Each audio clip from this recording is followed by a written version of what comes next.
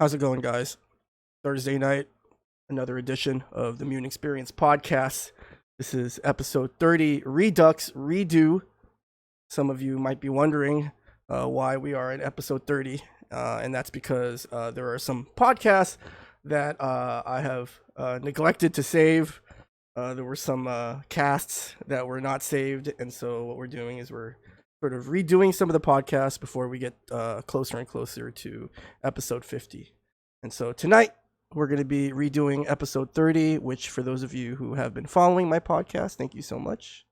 As you remember, episode 30 featured my guest who is with me tonight too. Special guest, two-time Jazzy Circuit Finalist, FrankieBFG. Thank you for coming on and doing the show with me again, man. Appreciate it. Thanks for having me, bro.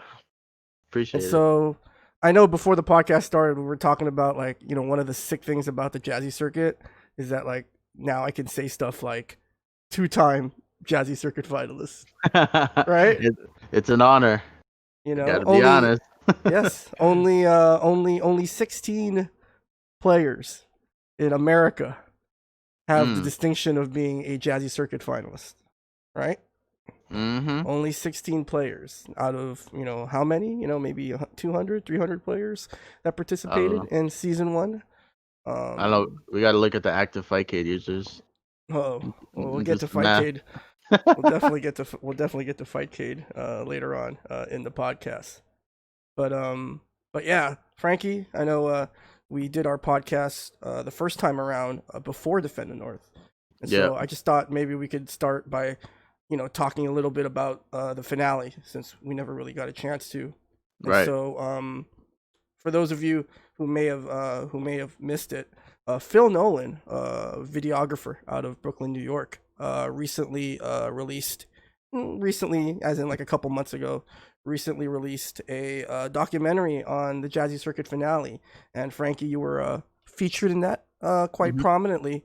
And so I don't want to necessarily rehash some of the stuff that was in the documentary, but I do want you to chat me up about kind of your experience at Defend the North that weekend, because remember, as someone who qualified through points, you didn't have to participate in the pools. You were able to bypass the pools and go straight to the Sweet 16 for the Jazzy finale on Saturday night.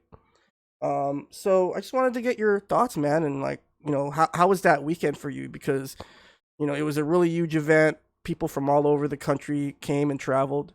There was a lot of excitement. There were a lot of good and bad things. The weather being one of the bad things. It was just ridiculously hot, right? Just stupid hot.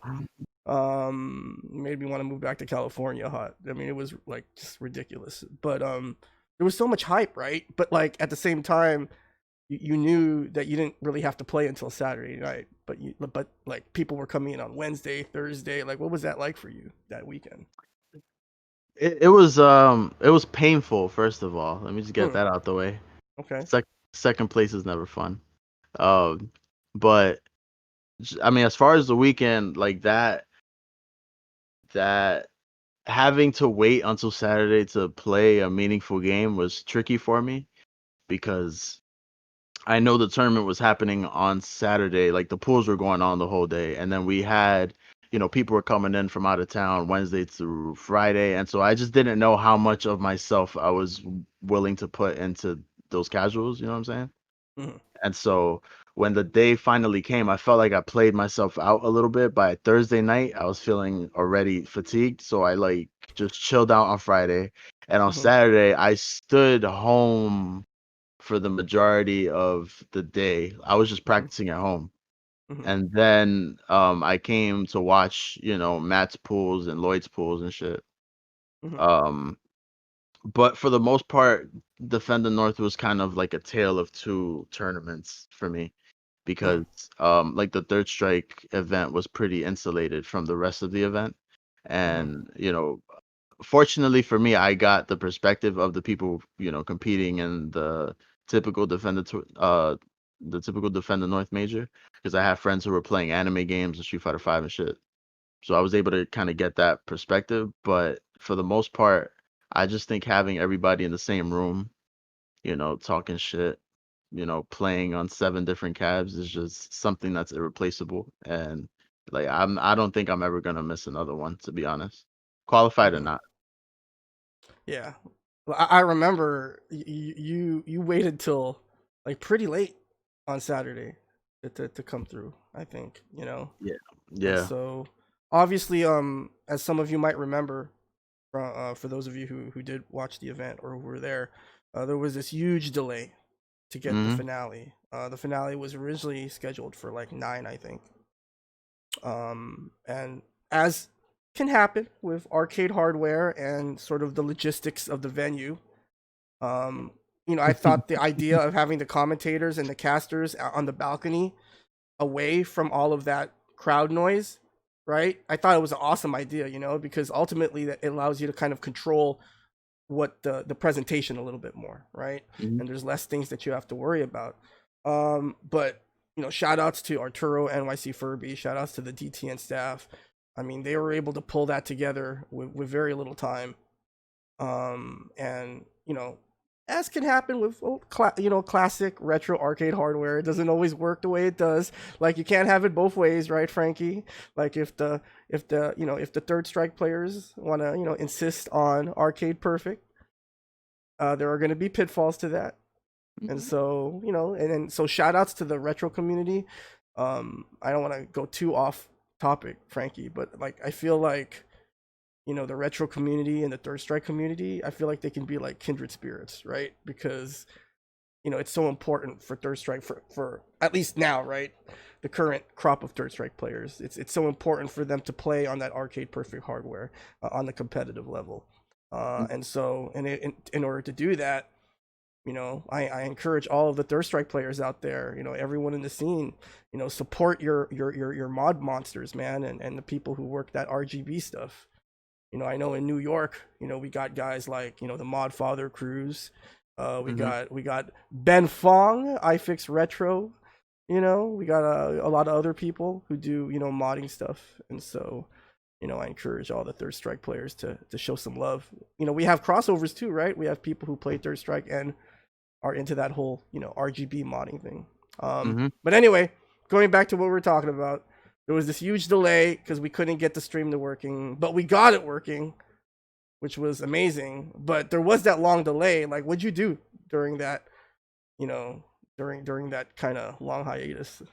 So, one of my friends had like a staff pass, Mm-hmm.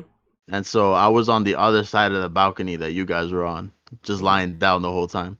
I was just chilling. So it wasn't so bad for you then. No, I wasn't. I try to make it as good as possible. Like I had Mm-hmm. different designated spots that I was gonna lie down. Mm-hmm. You know, and that's like a pro tip for any tournament. Like find a good spot to just chill at, because there's always gonna be Mm-hmm. downtime. So Mm-hmm. just find a good spot. But Mm-hmm. I found mine. I was lucky. Mm-hmm. So, another thing. Obviously, we're all human, right? And so we're all learning. You know, not just myself, but everyone at the Jazzy Circuit board is committed to trying to improve, the experience of the Jazzy finale. Um, but one of the things that I do remember there being hearing no one came up to me personally, but I did hear a little bit of chatter, a little discussion about the seating of the finale, right?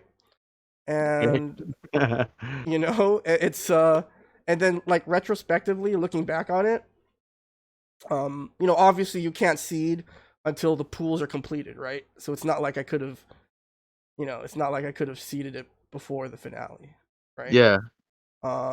Because my priority with the seeding was location. Mm, I didn't want bros playing each other in the first round, and right. stuff like that. Unfortunately, some of that stuff did happen. I know Tommy and Luke had to play one another later on in the tournament and losers. Um, but that's what it is. Yeah, I mean, Um, losers bracket is the Wild West, though. You know what I mean? yeah, Like, I think yeah, anything goes in the losers bracket. yeah. So that was kind of my, that was kind of my rationale for how I see it. Like, because at that point, right, you got yourself, you got Nika KO, you got Tommy Two Step, you got Luke, you got 5-star, you got Ryan, you got Dirtmaster, you got Ahmed. you got Dr. Steelhammer, you got Ahmed, you got KO Fiend, you got Yuki, you got who else qualified? I'm trying to remember who else qualified. Big Nasty. Big Nasty, you got Big Nasty. Is that 16 already? That's 16, right? Or Justin Wong, we got Justin Wong who qualified. We got Right. EXO. Okay, we got Chris G, and who's the last one? I'm forgetting one more player. Because I had to go back to my hand twice. So. You say Daisuke already? Daisuke and then Daisuke, right? Like, how do you see that? Like, it should just be like you can't do it random, right? Because if you randomize it, then people from the same region might end up, you know what I mean? So like it had to be a combination of a little bit, you know? Yeah, random. But what was the complaint that you heard? Like, what was going through? The grapevine. No, it wasn't told to me directly. It was told to me, through the grapevine, right? That there was some displeasure. There was some displeasure at the bracket seating, but obviously so season vague. 2. But we're trying to learn, right? Season 2, what did we do, right? We made a change. Now you guys are going to get to choose where you are in the bracket. Which is, has its pros and cons, but you know what? It's kind of like, it's sort of a way for us to kind of wash our hands of it, right? It's like, well, okay, you know what? Yeah, if y'all want to complain of so much, then you fucking do it. Yeah. You fucking. I mean, and Co-op Cup does the same shit too. It's hype, dude. Yeah. That's like part of the production value of it.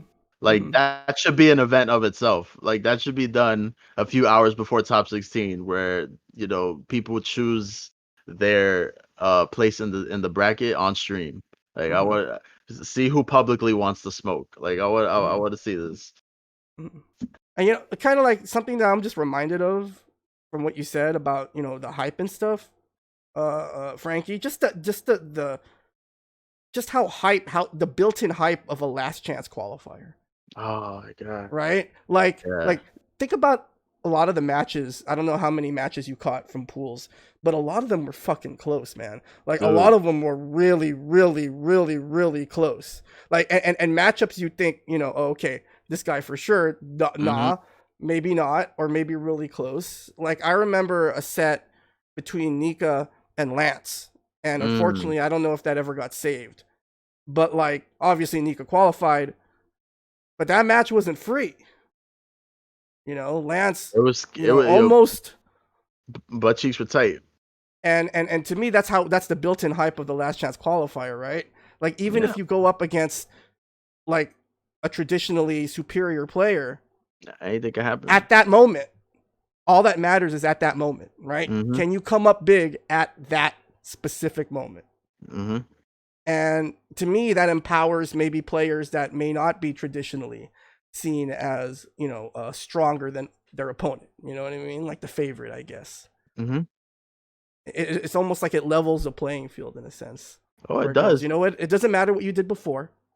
It's not going to matter what you do after this. What matters is at that moment, right? Can you get the job done at that moment? And you gotta hold that shit for X amount of summers. You know what I mean? Like it's not, and that's the fun part about the season thing too. You know what I mean? You just have the motivation.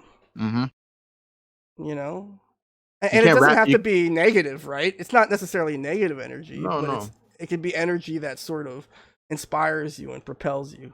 Yeah, like you can't rationalize your way out of not caring about it because this is the last one, for until next season. You know what I mean? And so everybody's giving a shit. Everybody's like putting their best effort.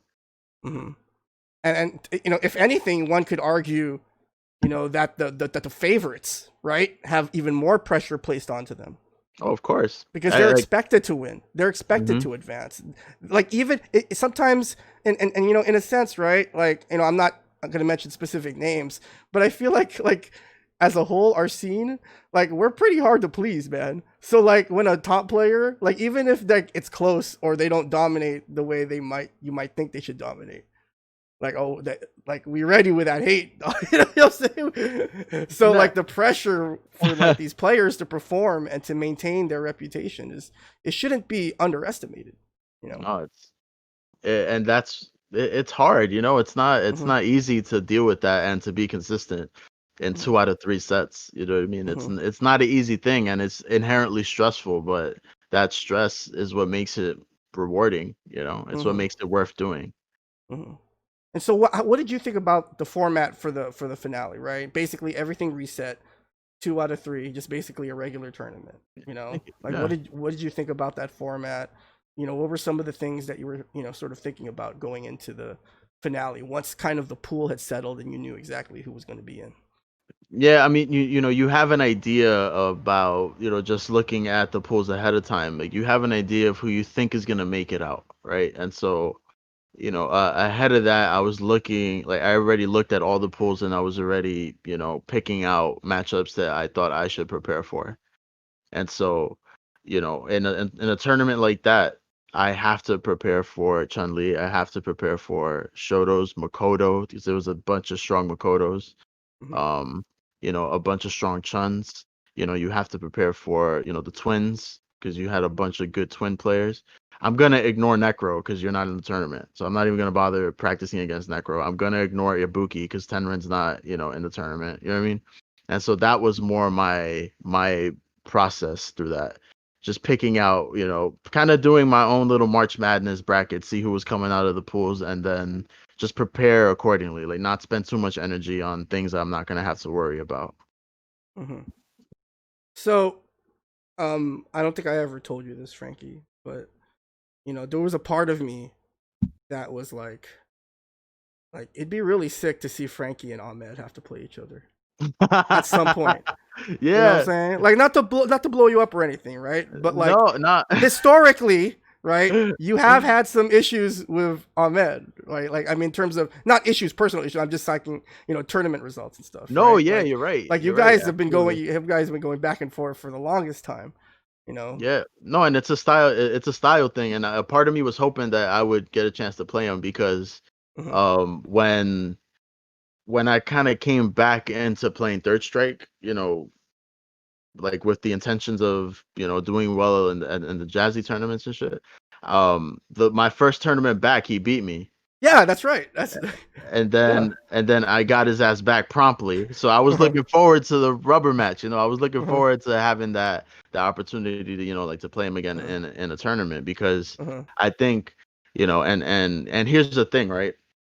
I think with Ahmed, you're only gonna get his best at a tournament. Yeah, There's he's definitely a player that kind of rises, like he plays at the level of his opponent sometimes. yeah, and I do Yeah. think it's the moment. I think he relishes that competitive Hmm. spirit and that moment. Um, and playing him in casuals and beating him in casuals to me it doesn't mean anything because I know I don't know, like there's just another gear that he hits in tournament that is clearly missing when we play casuals. Hmm. So I a part of me wanted to see that too. Yeah. And I don't think there's anything wrong with that. Yeah. I mean, and another reason why I was excited about it was his path to the finale. Like he did not have. I mean, okay, Mm. like all right, facts. Nobody had an easy pool, right? Like, come on. I don't think any of the pools were free. At Yeah, least but that's his my matches were opinion. nasty though. You know what I mean? But Like his yeah, his matches pool were was rough barn burners. His matches. because basically he had like almost all of the good Makotos were in his bracket, right? Yeah, I no, he mean, had he had to beat the Makoto Army. That shit was crazy. yeah. So like that momentum, but I really feel like, and I feel really bad for Ahmed. I really feel like the break kind of hurt him a little bit. What do you think? I mean, it felt like I don't know. It didn't seem like he had that same energy because like if the finale started like half an hour after Ahmed qualified, then who knows, right? What would happen at the finale, right? But because it happened like at least 6 hours after he qualified. I don't know. It seemed like he was rather lethargic in some of his matches. What time was his pool? Like what time did his pool start? I can't I'm trying remember. to remember. I'm trying to remember. Let me see if I can get the information here. North Because 2019. depending on the time, I'll shoot him some bail. Okay. But depending, if not, because I've seen his Instagram stories. All right, he's a night owl. Yeah. but if he He's has to like wake up early, if he has to wake up early for pools, I might shoot him some bail. yeah, he's like the Ric Flair of Third Strike, right? Yeah. You know, this guy's styling and profiling. Okay, so let me go ahead and take a look at this here. See if we can get some answers here. Let's see when his pool was. I don't even know why we're looking this shit up. Hey, it's important. It's important to the narrative. I guess. Yes. Well, this is taking me back. That's all right.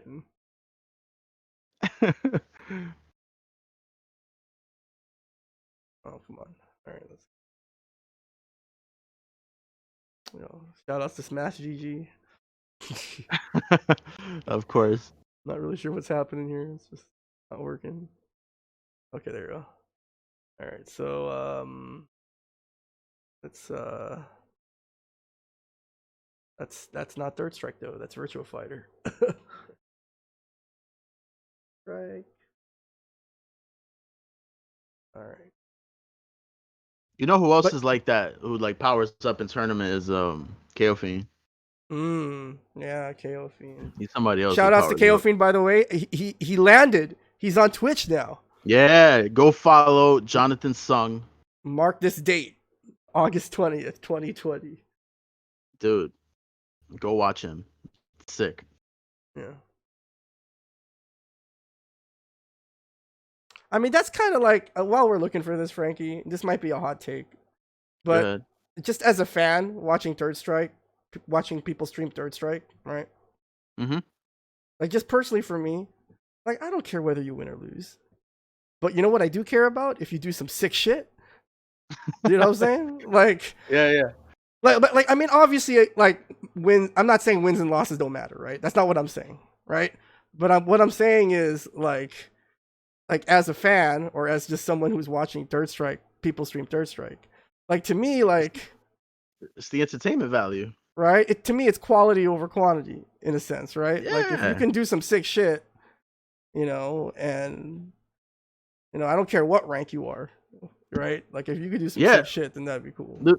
Dude, that's why all Third Strike players have to stream, because this game is always it's a time bomb for sick shit to happen. You know what would be sick? If we like picked out a day, right? We'll call it Third Strike Day, or like we'll start like a tradition where like maybe on Third Strike's birthday, everyone in the scene streams.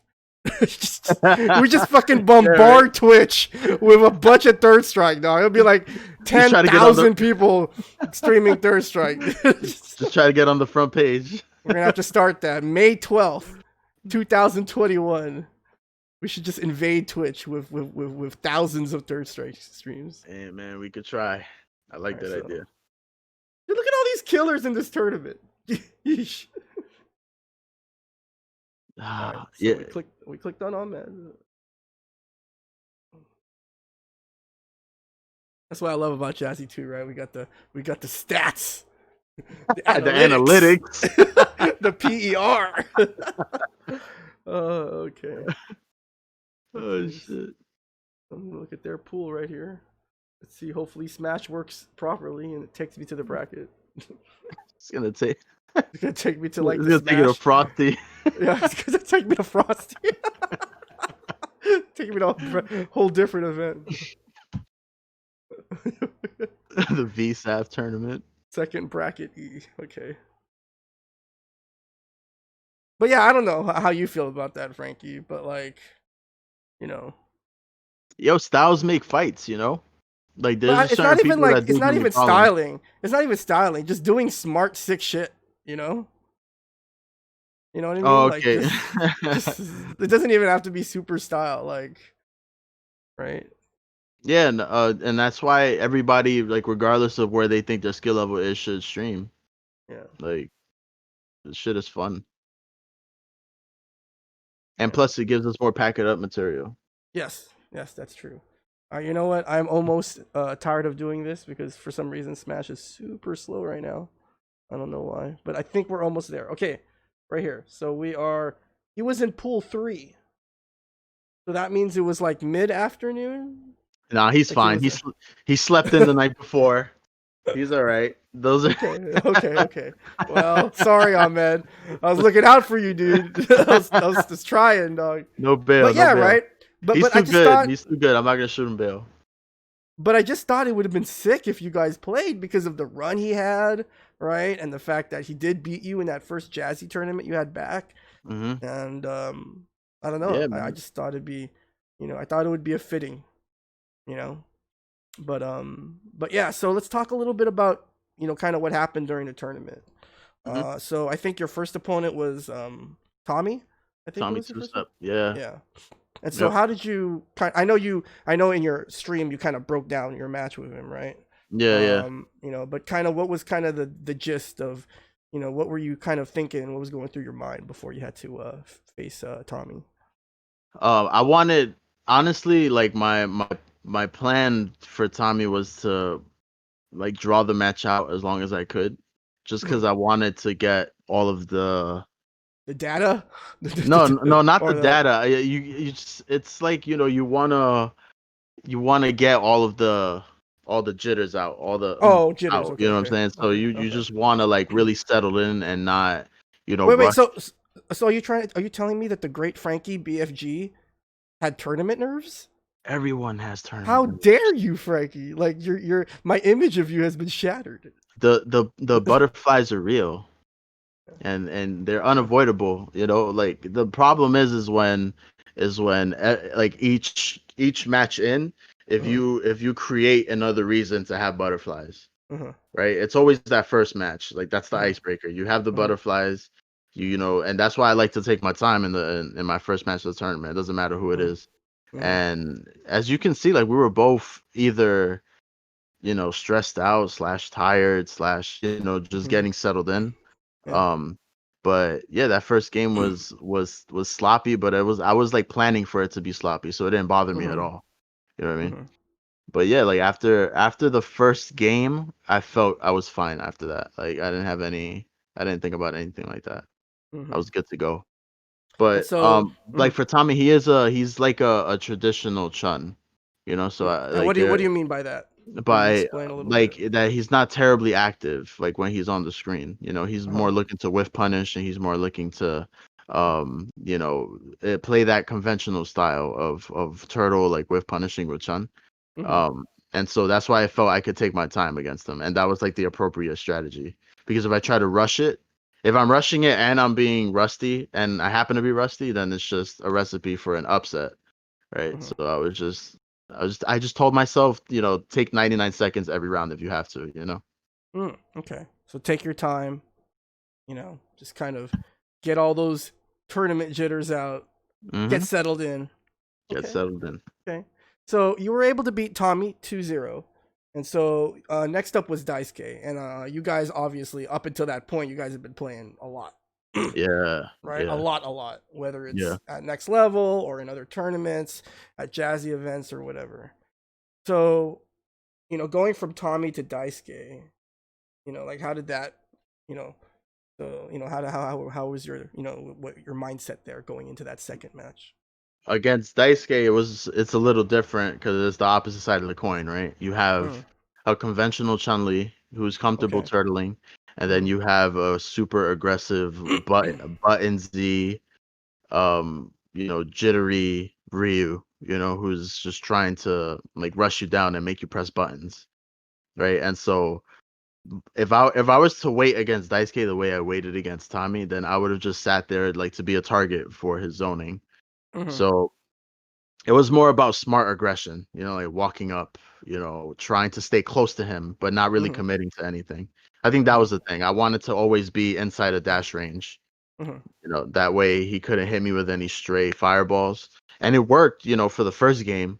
And then the second game, obviously, he adjusted, and I think I got hit with every fireball, every strength fireball in a row.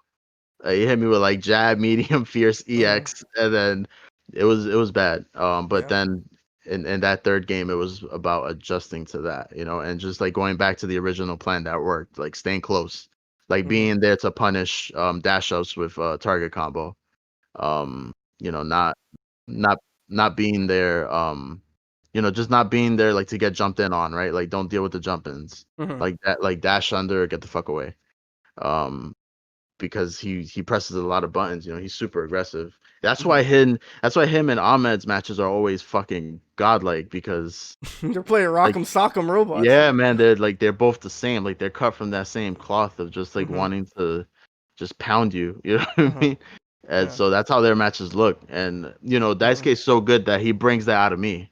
Mm-hmm. And Ahmed does the same. Like he brings it out of me where I have to be more aggressive than I guess I would be used to. Or not used Yeah. to, but like more than I would normally commit to. Mm-hmm. Because if you You don't, know. then you're just a Mhm. sitting target.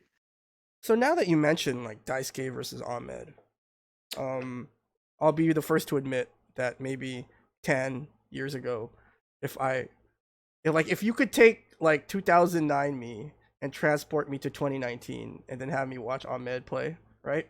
Yeah. Like because of where I was as a player at the time, I'd probably be like, man, that guy just fucking mashes buttons, dog. That guy just mashes, dog. Just fucking don't do anything. But like as I've obviously grown and matured and gotten a little bit incrementally okay at this game, um, like You're good. Shut I, up. I'm thinking, dude, like the Ahmed and Daisuke really think they're really they're so confident in their ability to make the opponent whiff, Hmm. plus confident in their ability to punish what they whiff. Yeah. You know what I'm saying? No. Like it's not about being autopilot or mashing. I really do sometimes feel like players like that, right? Like their style of playing third strike is to try and give the opponent the least amount of time to react to something or to kind of handle something. I mean, I don't Yeah. know. What do you think about that?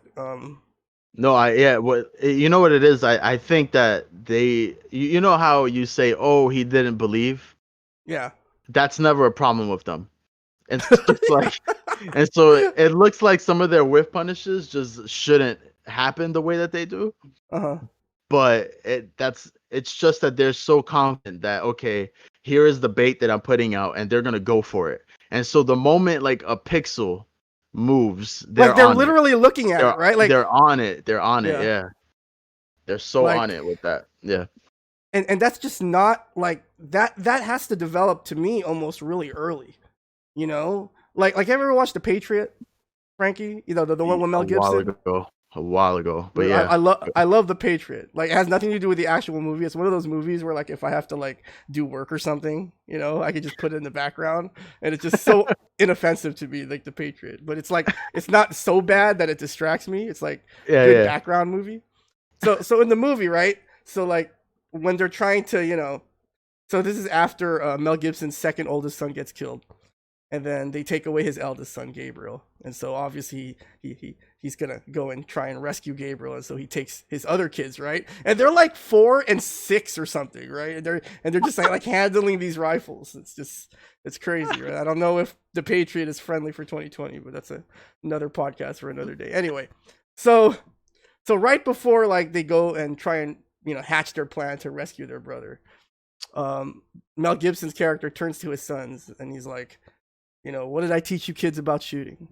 And like the kids, they're like, and like this is where like acting is kind of underrated, right? Like they literally responded like that was really something that they were taught, like since they were little kids, So like so Mel Gibson was like, "What did I teach you about shooting, boys?" And just like immediately they were like, "Aim small, miss small." Like they just like, right? Anyway, so there's a reason for this anecdote. You tell me, you might be wondering where this is going. Like, how closely do you like? How close are you looking at? And let's just talk about cab, right? Because Yeah, offline it's a crapshoot, whatever. Like I mean, online and whatever or console is a crapshoot. I'm just talking about on cab, right? On a cab. Standard yeah. cab, standard height, sort of stool. How close are you looking at the screen? Like does it vary depending on like for example, if you get further, maybe your field of vision gets a little wider when your opponent gets closer to you. Do you like zero in on because you had mentioned about pixels and stuff, right? Like how close do Yeah. you kind of look at the screen? I think honestly, I tend to be somebody who looks at the whole picture. So Okay. I tend to be a little bit like further behind. Mm-hmm. But when I get my opponent in the corner, or if I'm in the corner, then I'll Mm-hmm. zero in Okay. because I think those moments are the like where your attention is most important, right? Mhm. Because you need to find those like little slivers of like the walk backs and stuff like that where you can, escape, where you can Yeah. guard jump out of, or Mhm. like those little, pockets of daylight that the opponent gives you is super important. And that's why playing on a cab is really like your third strike, third eye isn't open until you play on a cab. Hmm. Because you'll start to see the game in a different way. And part of that is that whole, observing like pixels and shit like that. And like that's why it's so much easier to hit confirm on a cab too. Mhm. Because like, you have the stun bar or the score like right there. You know what I mean? Like you don't have to it's weird like looking at the entire picture the whole time. You know what I mean? Which Mhm. is like the situation when you're playing on a console. Hmm. Yeah, I was talking, to another Third Strike player about this, recently, but just kind of how playing on a cab and how that causes you to like orient kind of the way that you look at the game, right? Because when you sit on a conventional cab, basically the screen is obviously curved and slanted, right? But it goes from the bottom up. Right, right. And so it's almost like when you play on the cab, the game is encouraging you to kind of pay attention to the ground level, Yeah, like right? to The the neutral, footsies, right. Yeah. to the neutral. Do you think that's something that was like intentionally designed by the designers of the game? Like, I mean, obviously these fighting games all were going to be shipped to Japanese arcades that would use these Right. same cabs, right? Whether they were Astro Cities, Blast Cities, Versus Cities, or whatever. And so I'm curious to find out whether or not the designers actually kind of like how much of the physical parameters of playing Third Strike factored into them programming the game. I'd I be I I curious want to to I find want out. to I want to give them credit with Huh. this one because I think they were aware of how important, the entire game is designed around a parry, right? Mhm. And like how do So you parry something? a You game with seed that, something. yes. So a game with that level of demand for precision, right? Maybe they Mhm. did kind of think about it. I don't know. Yeah, and I think like that's why they designed I think that's why they took so much care with, like the animations, and they fucking have like 6 pictures for Hugo Sweep. Mm. And the way and the way that the shadows move with the pokes Uh-huh. and with the characters, it's super important. Like that's like I don't know, I'm coming out with a couple videos talking about, shadows pretty much, or like how the Mhm. shadows are important. And but just like one quick example, it's like Chun-Li's card throw is in range when the both characters' shadows touch. Like Mhm. that's how you know that she's in range for her card throw. And so Mm. if you don't have to guess where she, like when she can throw you, if you can get it to that, if that's something that's observable, that it makes Mhm. the game a lot more in your control, right? Mhm. And I think that that's why Chun Li is probably a little overrated in terms of how much she's obviously like really fucking strong. But in terms of how like what makes her strong, I think her card throw is a little bit overrated because Mhm. on a cab, for the most part, like unless you're in a frame trap, you don't have to guess necessarily. Mhm. And it's that attention to detail in terms of the design that makes the game important like that, and being able to observe the game and that cab, and that from that perspective where you're talking about like the bottom up, how it's sloping Mhm. upwards, and Mhm. so like the ground is right in front of you. And I honestly think that because of that, and because of the way the shadows like really move with the pokes, Mhm. like it informs me at least that I can give them credit for that. Like that was an intentional design choice. On top Mhm. of the way that the backgrounds are of a, it's like they have like this this Gaussian blur to the backgrounds, like so that they don't become a distraction themselves. Yes. You know what I mean? I know a lot of people like to talk about how, oh, the 2i music or the 2i backgrounds were godlike and they were way better than Third Strike. And it's like I feel like people are missing it. Like clearly it like at least it was to me clear that that was a design choice.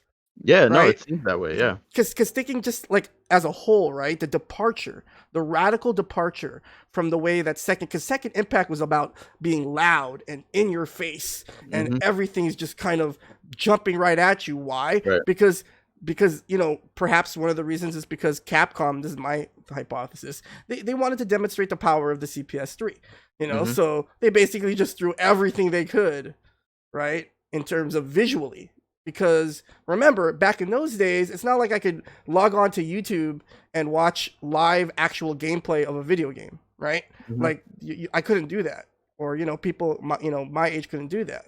And so, what sold arcade games? What sold video games? The visuals, the game pros, the EGMs, the gaming posters, right? And so, to me, maybe one of the reasons why they went with that sort of, in your face style or aesthetic probably was to kind of showcase the power of the CPS3.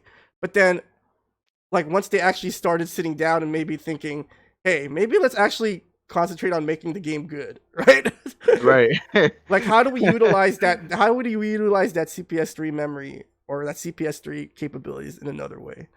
And Right. so we got, like you said, right? We got the dialed back backgrounds, but just the fluidity and the smoothness, Hmm. the difference between second impact and third strike is so blatant. It It's so obvious. it has to be Mm, intentional, right? At some point, you mm, got to give the devil what to do. It has to be intentional. Like, it just, dude. Like, why is the background like punk biker in Dudley Stage like have more frames than he does? Like his animation looks more fluid than Like that's just so distracting.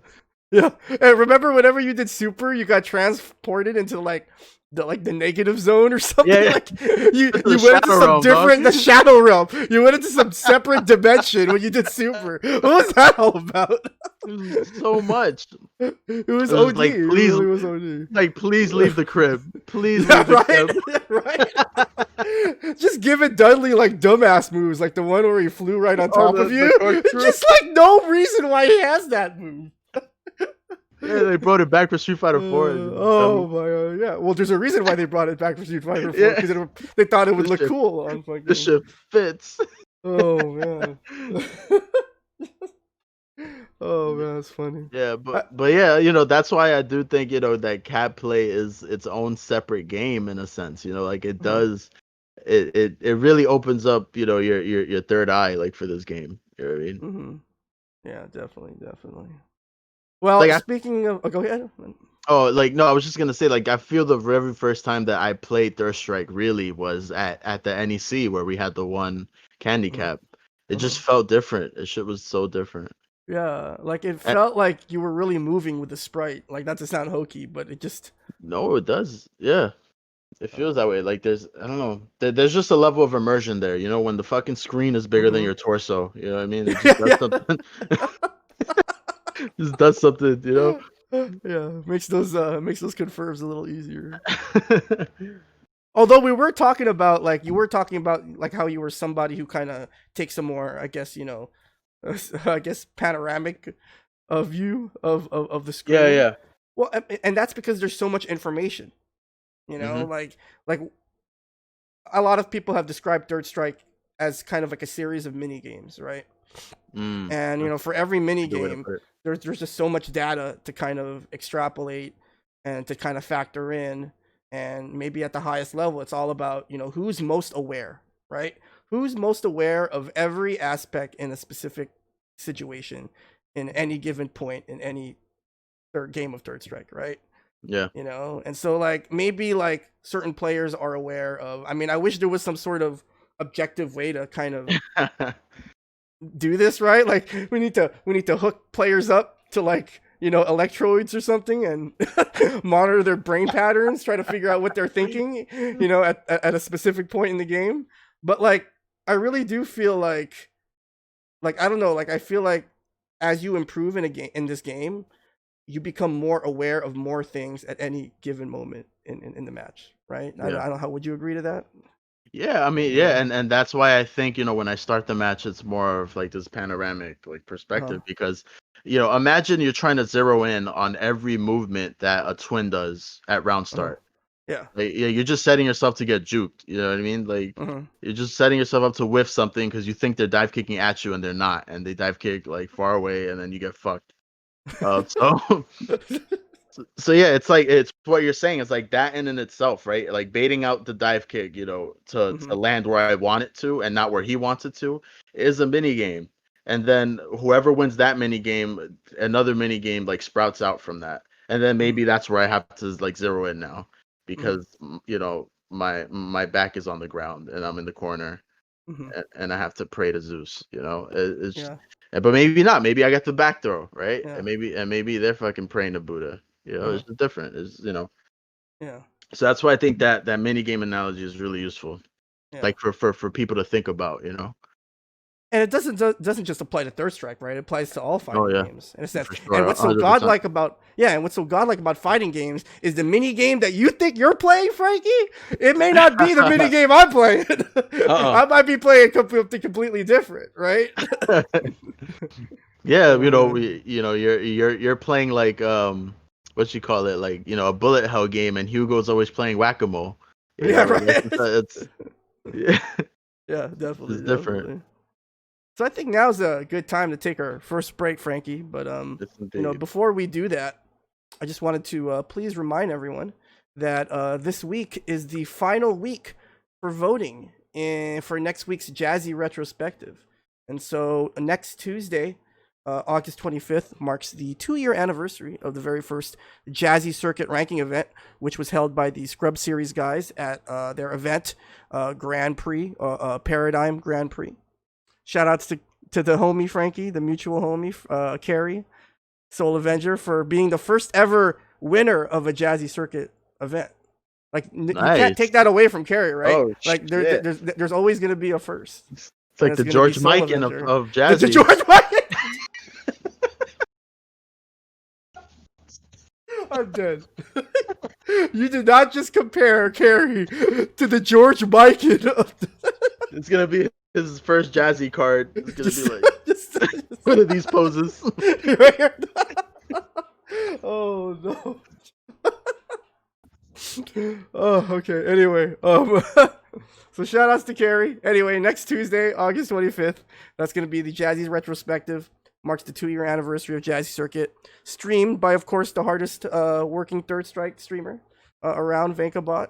Please follow VankaBot on Twitter, please. Yes. If you haven't already. And go vote. Yes, please vote. Okay. I set up I put a command for a bot that I didn't program. Anyway. That's what happens when you're enhanced. That's what happens. You start thinking ahead of yourself. Yeah. So anyway, Frankie, 2 Galaxy Brain, right? Vote. So yeah, vote. Please vote. So Frankie, you're in this now. Okay. So yeah. your match versus Daisuke at ECT. That shit was lit. Yeah. That match was lit. Vote for me. That match was lit. Vote for me. Vote. Fellow Third Strike players. Yes. But you can also vote for Lance versus Big Nasty at Frosty 2020 because that set was sick too. That was sick too. All right. Sick. So I don't know how this happened. Me and Katie got to have a meeting or something. But like, I don't understand how EXO ended up in the same bracket as himself. So EXO has 2 matches in the Jazzy retrospective tournament. His match versus Sandy Bags at the first ever Jazzy Auto Qualifier, TFC 2018. And so Sandy Bags versus EXO, or you could vote for EXO or Nika. Either way, EXO wins. So it's pretty crazy. EXO Nika from Defend the North 2019, of course. So the Third Strike Tea Party is strong. So yeah, I mean, it'd be cool to see Sandy Bags get a little shine though, right? Shout out to Sandy Bags. Yeah. Big Nasty was like Dame though. He was like he could not miss. Yeah, he was like Dame Dollar at the. He could not miss with that. Yo, those 720s, they were like 40 footers, dog. A step back 40 footer. Logo. You know how many times I saw that shit that weekend? Just on the screen, just like this. Hold your breath. Just on the screen. All right. So so yeah, we got 5-star versus Ryan. Taking on marked underdog and Cruz versus Vanka. That happened at Alpha Attack. You and I were there. Yeah. If you remember, Frankie. Oh yeah. That was a pretty sick match. Oh, and then this last match. I mean, I don't even know how people are gonna choose Mombi and Holdat versus K Reich and Kev. I mean, I don't know. I mean, good luck. You know? Everyone loves an upset. Yeah. So definitely go out there and vote. I put the link in the chat. You can also go to tinyurl.com/jazzyretro-6 to vote for the last 4 matches to get into top 8. And so, before we go on break, I just like to formally extend you an invite, Frankie. It's no pressure, but if you'd like to stop by next Tuesday during the Jazzy retrospective, that would be nice to see you. Hear from you a little bit. Yeah. In case your match wins, you might not. Lance and Big Nasty might win. So no, I think I honestly I think I'm gonna vote for Big Nasty. Oh, you're gonna vote for Big Nasty? I respect that. Because the 720s were no joke. We were just parrying, like we were just throwing fireballs like a bunch of scrubs, but that 720, boy, just all weekend like this. Snatching hooligans. All I saw on the screen, dude. All right. So funny. Yeah. So we're gonna go ahead and take our first break. When we come back, more Mutant XPerience Podcast with FrankieBFG. Don't go anywhere.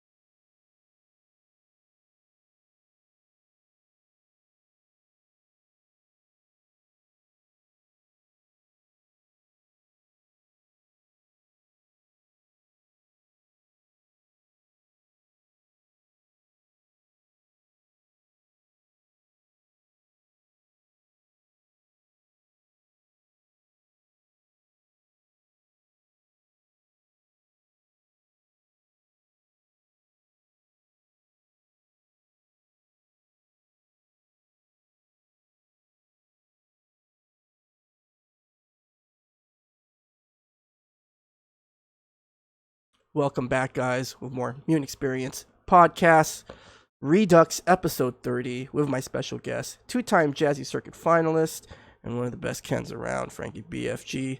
During the break, we went to go check the Lakers Blazers score. Man, I don't know, Frankie. Just ain't the same without Kobe, dog. Just not the same, man. You felt it. You felt it in game one. It just felt like LeBron just kind of like he just laid down a bit, in like that last Yeah, 5 minutes, and like you just want to see him just shoot the fucking ball. yeah. You just want to see it.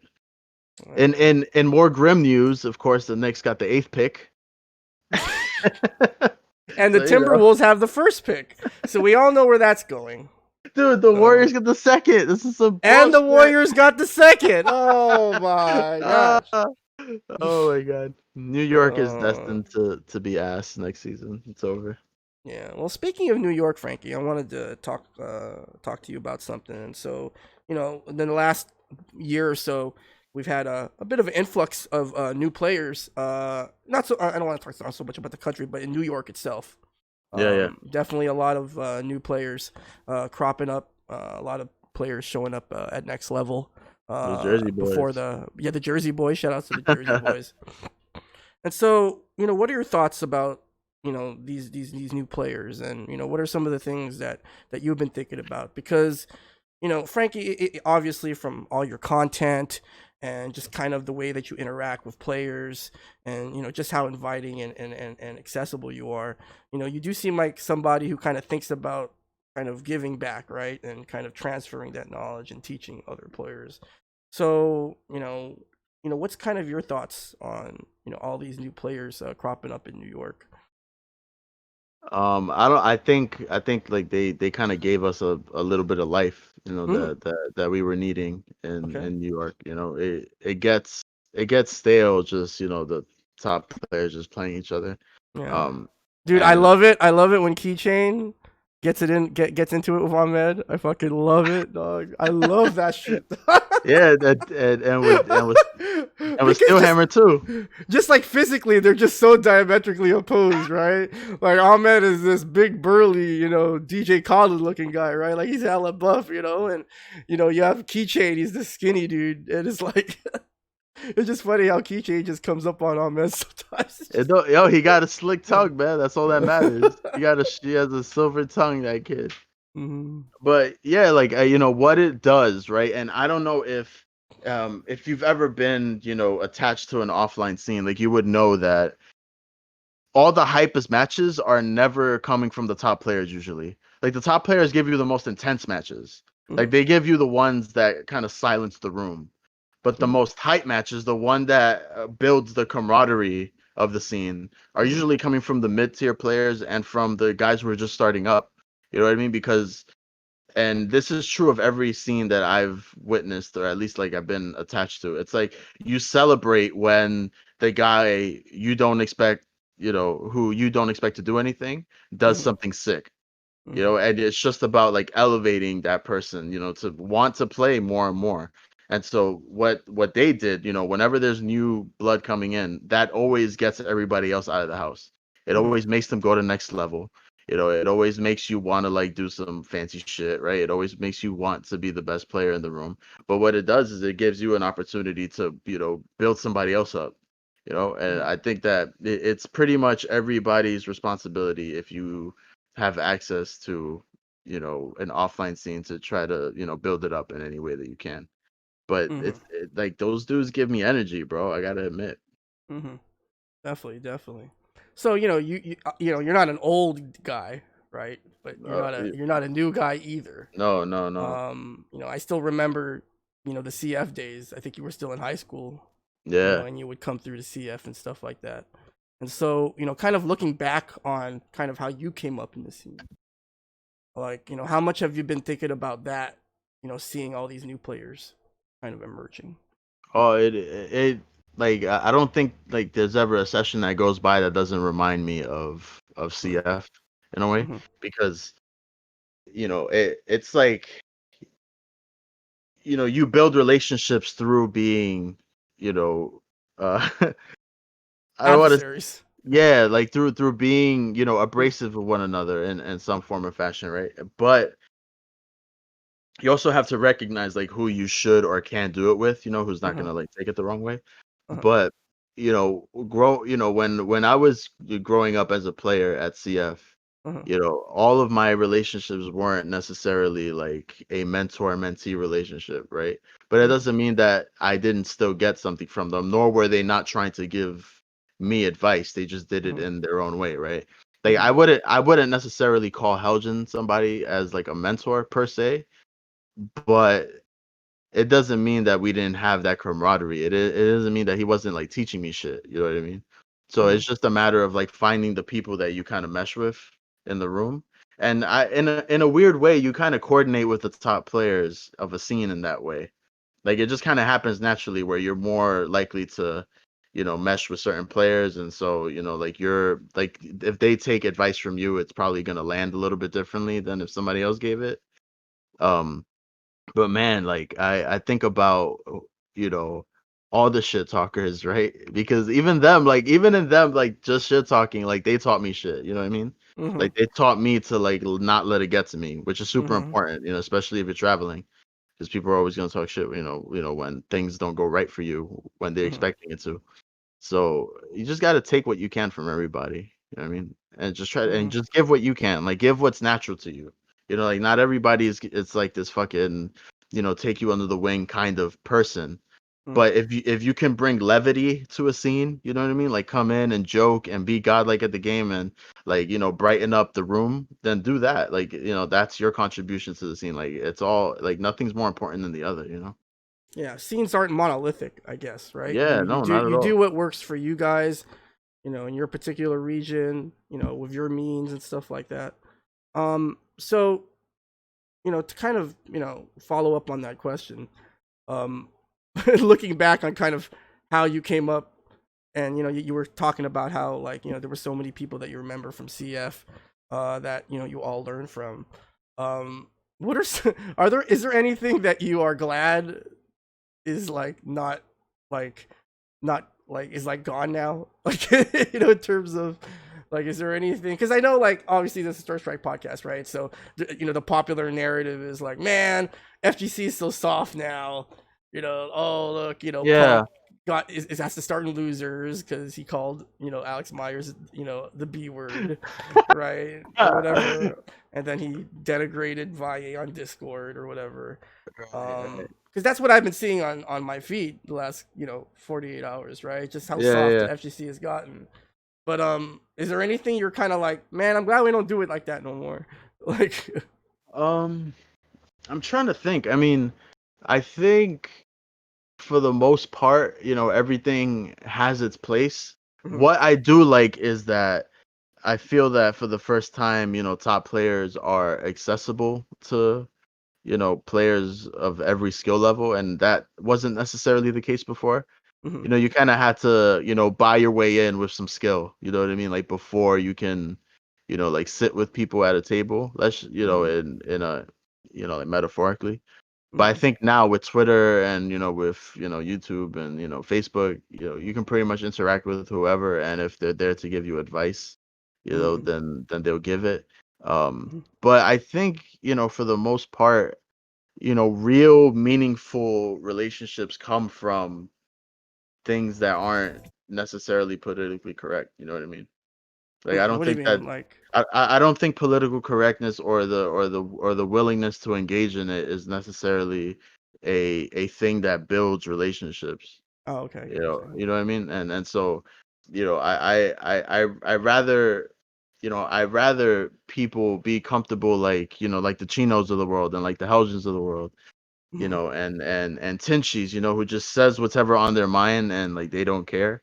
mhm, But they also, it goes both ways, right? Like they'll say things that are on their mind and it might not be politically correct, but mhm, they'll also say things that are complimentary to you that, that comes up in their mind too. You know what I mean? And so when you have that kind of push and pull, mhm, relationships with people, that's what actually cultivates, meaningful relationships. Not, pretending to be this, I don't know, this saintly, virtuistic person. That doesn't translate in any, to in any facet of life. I don't think. Yeah. And it's the same thing with the FGC. You know, Yeah. Definitely. and this is why Capcom sucks. This is exactly why they suck. Hello. Instead of putting Victor in losers bracket, put him against Alex Myers first round. Like it's there. It's like, you know what I mean? It's like, think like Dana White for a second, That's like It's like, printing money. Yeah, right? yeah, That's and like get your head out of this, I don't know, this wanting to be better than ass, and like think with your fucking wallets first, and the one time you actually should think with your wallets is with making brackets. You could have easily yeah. put fucking Punk against Alex Myers first round, made it the last match that they showed of the first round, and that shit would have popped. But Mhm. instead, you have the best American player coming out of losers bracket, like starting in losers bracket. It's like, if he wins, it's like, if he loses, it's like such a letdown because he's clearly like the one of the best players in the world. Period. Mhm. You know what I mean? So it's like, it does nothing for your event putting him in losers Yeah. bracket. You just Yeah. get like Twitter clout for 2 seconds Yeah. because people are gonna Definitely. forget about this tomorrow. People are gonna be reminded when the tournament rolls around, but it's such a Mhm. wasted opportunity to like actually build some hype. So that's just an example of like political correctness not necessarily being I get what's the word, like productive. You know what I mean? And I think Yeah. it's the same in relationships. Hmm. Yeah, I mean, when you think about it, right? It's like, I get it, capitalism, right? Capcom, make your money, but at least entertain us while you're doing it. I guess is the Yeah, takeaway. like, what, dude? You have an entire circuit that's built around one weekend, 132-man bracket, and you just had it. It's like, it's there for you. Hmm. Like, that's something, like, that's a conversation that you have with the team. You know what I mean? Hmm. That's like a warning that's a formal warning you give to the team and to the player. But you still, like, it was so on a platter, and they fucked it up. I hate Yeah, Capcom. They're so yeah. annoying. It was almost like a work, right? When you think about it, right? It's almost like I'm not saying that this is, okay, so don't get me wrong, okay? I'm just saying, like, imaginary, right? Kappa. Like what if this was like Montreal Screwjob, What if Valle Myers and Punk were in on it, right? They just concocted this Right? whole scenario, and they That'd just be gave it to sick. Capcom, and Capcom was like, "No, we're not going to get baited. We're good." No, yeah, no. We're just gonna, Yeah. I don't know, like, pretend to be better than everyone. I don't get it. But That's I it. knew once I saw that blue wallpaper on Twitter, that some fucking fuckery was gonna happen.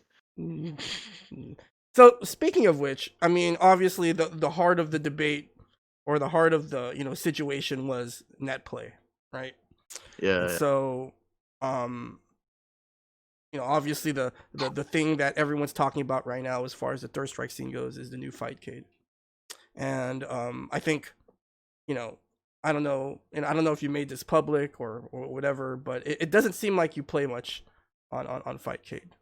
Mm-mm. So, but I also, wanted to give you an opportunity to just kind of come on here and just kind of clarify exactly sort of, what your feelings are with Fightcade and net play. Because, kind of going back, to the whole, bringing in newer players, like Mhm. players, like I feel like you're right, but like at the same time, like we have a duty to kind of tell, sort of like what we feel, right? Like being honest with Mhm. ourselves and being honest with Yeah, for others. sure. So kind of like, what's your, because I mean there's so many good players on Fightcade, right? There's like so Mhm. many of them. And it sucks that you're not there because, obviously you're one of the top players. And so, I'm sure that's run through the minds of some people in our scene, Mhm. right? And so, kind of what's going on with that? Like, what is it about Fightcade that is kind of, preventing you from, you know playing on that platform as much as maybe you currently are? So when I first got, the invite to do the beta, Mm-hmm. like to play the beta, it felt it felt good then. It felt really responsive, and that's something that's always been lacking when it came to like net play with Third Strike, Mm-hmm. was how um how responsive the inputs were. Mm-hmm. And so I played against Shotokan and Nika, which Mm-hmm. is like, and I played them for fucking hours. for like 4 days straight. Now, you know, that's like putting myself in the torture chamber, like playing against two twin players, with, this brand new, online, net play version of Third Strike. And I don't have a strong enough machine to use the run ahead settings. So what I see is a lot of choppiness on my end, right? It's responsive, but it's choppy. It's choppy, right? Now that isn't it's not really a super big deal in terms of me being able to play the game and do sick shit and you know and I guess give good practice, right? But it's just so like the way that I have to play because of the choppiness, like because of my visuals and just how responsive the game is.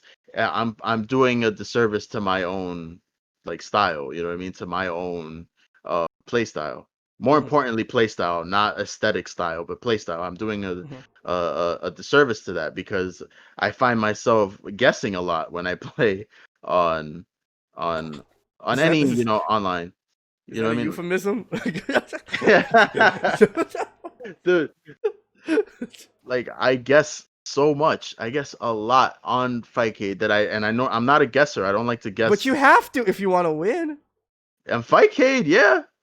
against in certain connections. I don't want to say in general. Right? In No, no, certain no, for connections. sure, right? But Yeah. it's just, that's just the way that you have to play the game in order to win, right? And nobody is immune from that, like feeling the necessity to win. Uh-huh. You know what I mean? And so Yeah. I'm not gonna be like, you know, Buddha over here and fucking and ignore my will to want to win in order to better my practice. It's just not gonna happen. And it Uh-huh. does happen, but I have a very small window. Like Uh-huh. I can play my game for maybe half an hour, 45 minutes, Uh-huh. and then I throw it all out. I flush it down Uh-huh. the toilet, and I'm Uh-huh. I'm going balls to the wall. Like I'm I'm Uh-huh. I'm just gonna press everything. I'm gonna wake up parry every single time. And so, a couple of minutes of that, I find myself not enjoying the game as much. That's just the way that I feel.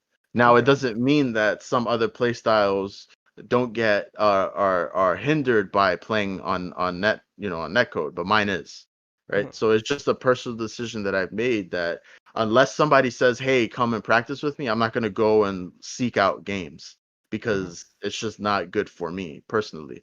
And Uh-huh. I have the second season of Jazzy that I'm thinking about. Like I don't want to have to, on top of this pandemic basically forcing me to stop playing on, offline Third Strike.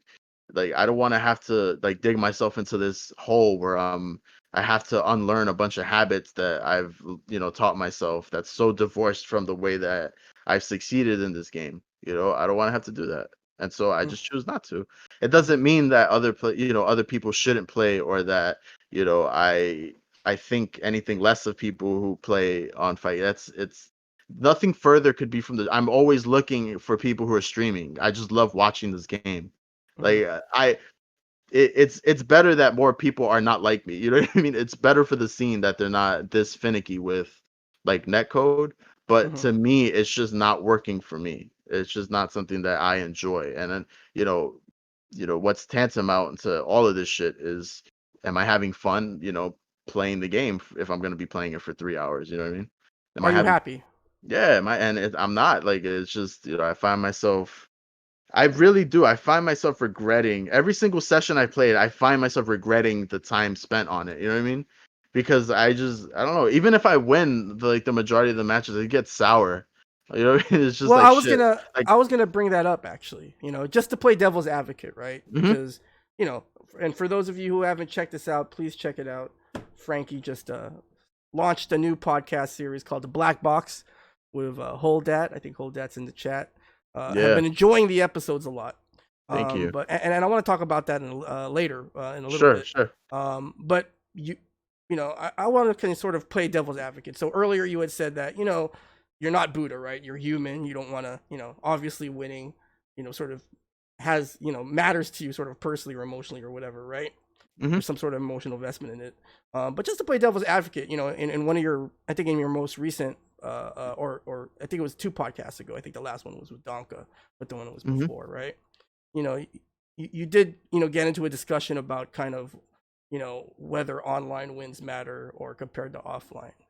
And so, Right. like, do you see any kind of like potential, sort of contradiction in that kind of stance, or or how do you, because Yeah. it seems like to me that there's kind of a bit of a, or is it just a matter of, sort of degrees, right? Like it's not 1-1, it's saying. No, I would say that like when like there are different contexts to winning, Hmm. and Okay. what I'm talking about in terms of the need to win right now is a very like emotional Hmm. context. Hmm. In the moment kind of way, you feel the need to win, and so you'll do what you need to do to win. Hmm. And when I was talking about online wins mattering, like whether they did or not, it's because there was a discussion in the PSN chat, Hmm. earlier that week talking about do online sets matter, right? So it's like it's from that question was posed thinking about wins from how do we extrapolate information from the results of this online Hmm. set Hmm. as opposed to what I just finished talking about, which is like in the moment, like fuck, I don't want to lose. What do I do to not lose, right? Okay. So that's where my just like that would be my response to it. It's a fair question for sure. Hmm. No, I was Thank you just for wondering because asking some it because people. it allowed me to explain that. Hmm. Like to me, right? Because the tricky thing about it is, and again, this kind of goes back to sort of, all these influx of new players. Like as a new player, you're playing and it's, I don't know, like as a new player, and I can only speak from experience, like it's pretty apparent, at least when I was coming up, like even if I was just starting at the game, like I knew my opponent was just toying with me, right? Like Hmm. it was clear, right? Like you don't even have to have played the game a long time. And so, on something like Fightcade, it's great that all these really, these old players, right? I don't want to call them old. Well, I mean, I'm old, so I'm gonna call them old, right? They're all Yeah, we're oh old, we're old, we're old. Okay, we're all fucking old. All right. yeah. So it's great to see all these players that are kind of, coming out, that haven't been in the scene or haven't played for a while. Guys like, I know Smooth Cat is on there. Shout out to Smooth Cat. I do have a podcast with him. Just check it out, Big my show. replays, youtube.com/Mutant XPerience. Um, Dagger G, he appeared in a recent Jazzy Fight Night. We haven't really seen him in ages. So it's great that all these, veteran players are coming out, but then they're kind of combining with these newer players who, and when we think newer player now, Frankie, I think one of the things that people forget is that being new to Third Strike in 2020 is completely different from being new to Third Strike in 1999 or 2003 or 2009. You know what I mean? Hmm. It's like there are players that are out there that, again, for whatever reason, they're drawn to Third Strike, rightfully so, because it's, you know, I don't even have to say nothing. But Yeah, huh. they're rightfully drawn to it. But like these guys, like some of them have never held a fight stick in their hand.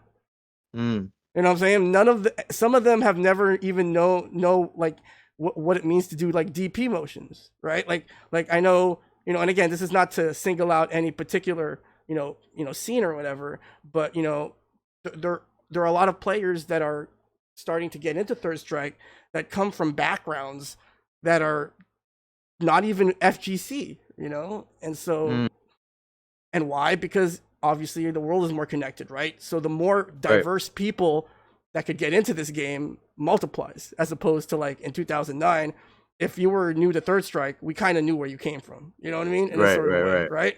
But now it's like all sorts of people are coming into Third Strike. And so, this is something that, Arliath brought up that I kind of want to continue as a talking point with you because I'd really like to get your input on it. But in the Arliath podcast, he had talked about how important it was to play people of your own skill level. Mm, And, at first the OG in me, right? Not really, maybe like a OG, like a second generation OG, right? I don't want to call myself an OG. But anyway, like the OG in me thought, well, wait a minute, like that's not how I got better. At least I don't think I did. I got better by jumping in the pool with the sharks. You know what I mm, mean?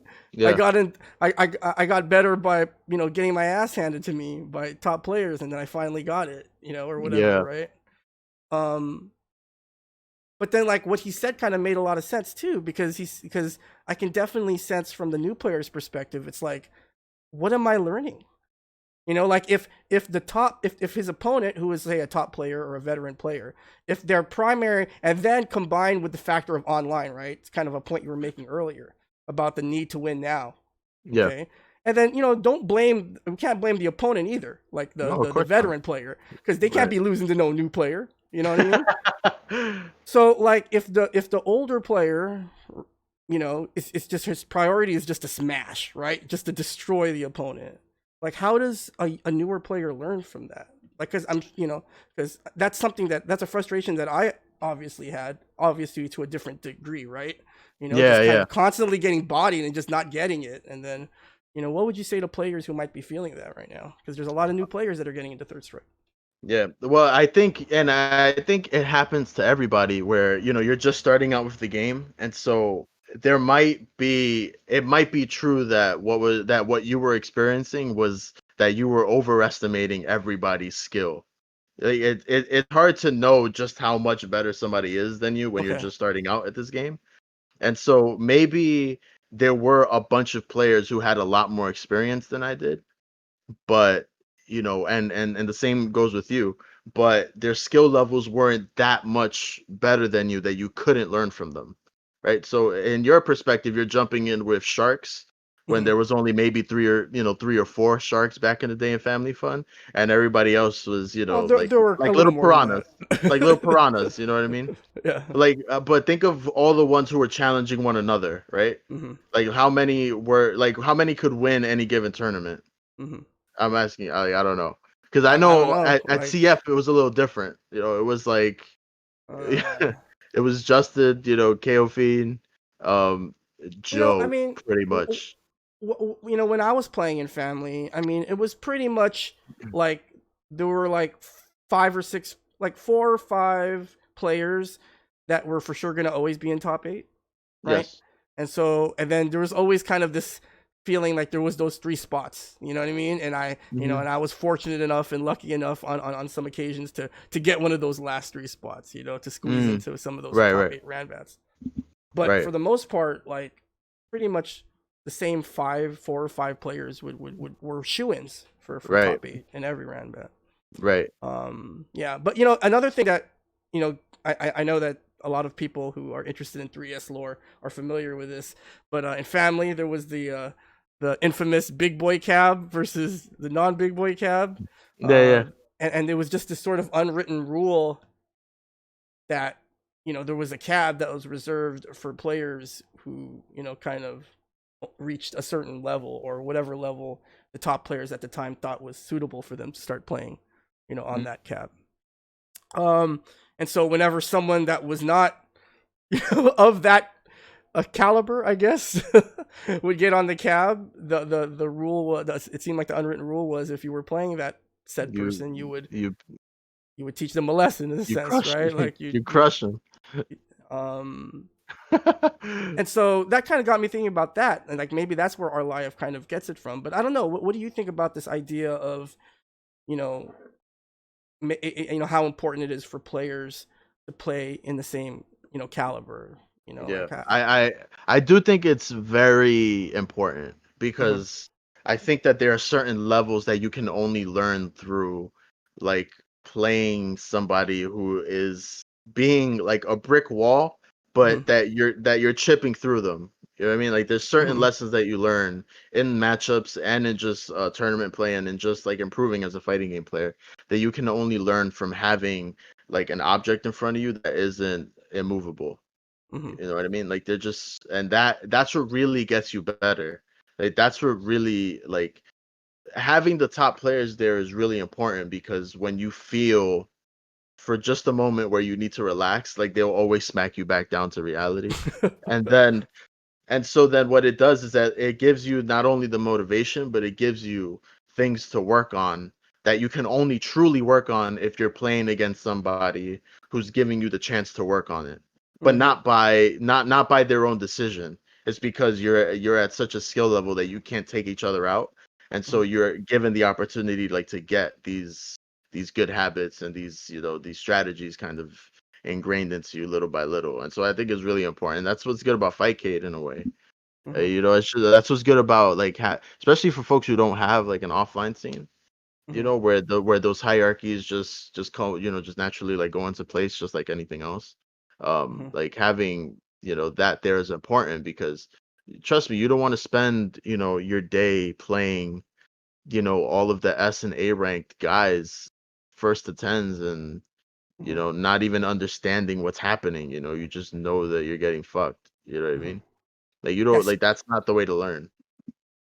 No, I think you touched on something really great, Frankie, when you talk about kind of how a scene sort of naturally evolves. Because I kind of I'm starting to kind of see that now, because sort of organically, maybe sometimes what's going to happen in certain scenes is that the top players, right, like they get to such a level, right, where, and Hmm. again, right, okay, first and foremost, and this may be a hot take, right, but I don't know what, but we can get to it later.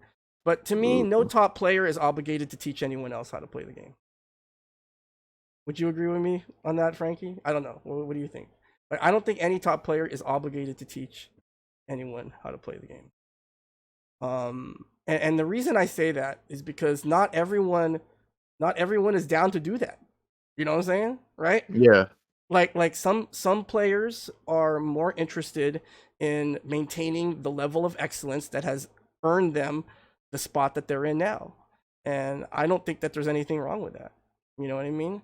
But not but thankfully some players do, right? Players like yourself and other players who Hmm. do consciously try to give back to the scene. But if you don't want to do that, Right. you just want to keep being godlike, trying to get godlike, then that's good, right? Yeah, yeah. I have no problem with that, right? Um, and so, kind of what you were talking about in terms of the natural progression of the scene, I'm starting to kind of see this now because, when it comes to online play and Fightcade, no one can control who you play, right? Like if a new player wants to play a top player, if a top player wants to play a new player, no one can control who you match with. Right, right. It's you're free to play whoever you want. But what I'm Sure. sort of seeing, and historically this may have looked maybe like a negative thing, but one of the things that I mentioned in my last podcast is I'm starting to see a lot more tournaments, online tournaments crop up. And Hmm. what I've started to notice is that, and I don't think this is probably not a conscious decision by top players, right? Or any other player.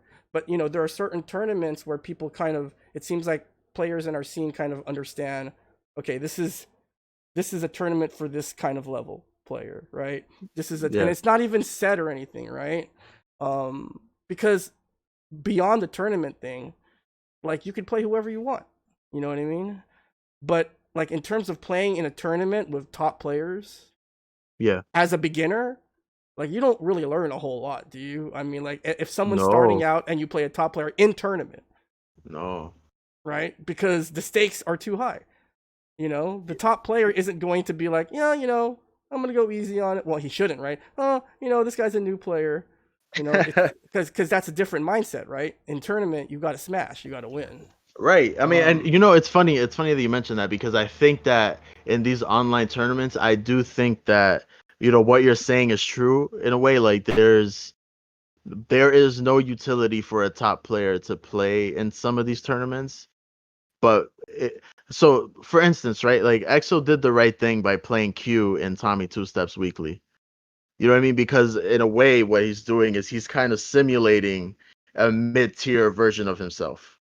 You know what I mean? By picking a lower character, like you're providing that movable brick wall in front of people so that they can learn something about themselves, right? So what you're saying is true, and that nobody is obligated to teach younger, or inexperienced players the game necessarily, but I do think at the very least they're obligated to be, true to themselves. And some mhm, people are naturally going to be better teachers than other people, mhm, right?